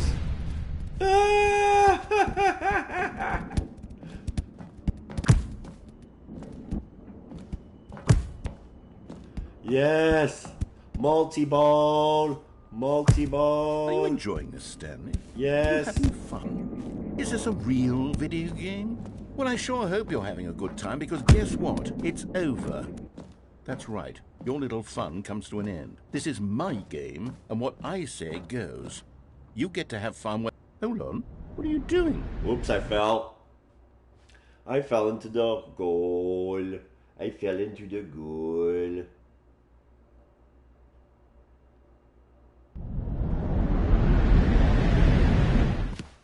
Stanley, don't do that. I can't follow you there. I can't help you. How will you write a story without me? You can't do it.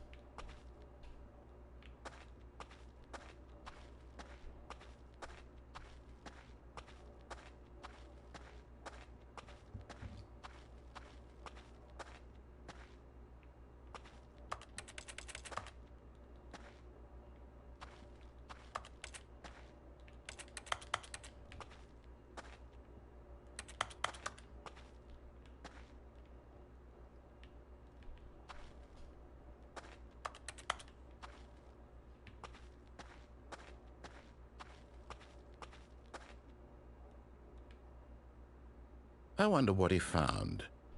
If what he wanted was to be the leading man in his own story, well, perhaps he's gotten it. Down in wherever he is right now. I wonder if he's happy with his choice, and if he's learned the heavy cost that comes with it. He'll understand soon what I was trying to tell him. He needs me. Someone who will wrap everything up at the end, to make sense out of the chaos and the fear and the confusion. That's who I am. That is what I mean to this world. Oh, yes. Yes, I'll be back. There's no other way. Once this ends, after it all comes to a close, then I'll be back. The end will be here soon. Very soon. So basically what they're saying about the Stanley Parable is that both the main character and the narrator need each other. They need each other. The narrator needs the main character as much as the main character needs the narrator.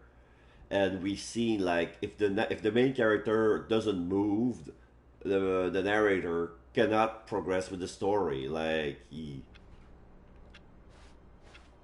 A soft wind blew outside and perhaps rain started, and if it did, it stopped shortly after.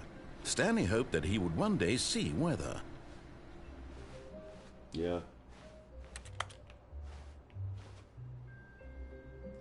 Figure Finders Committee meeting today in the meeting room.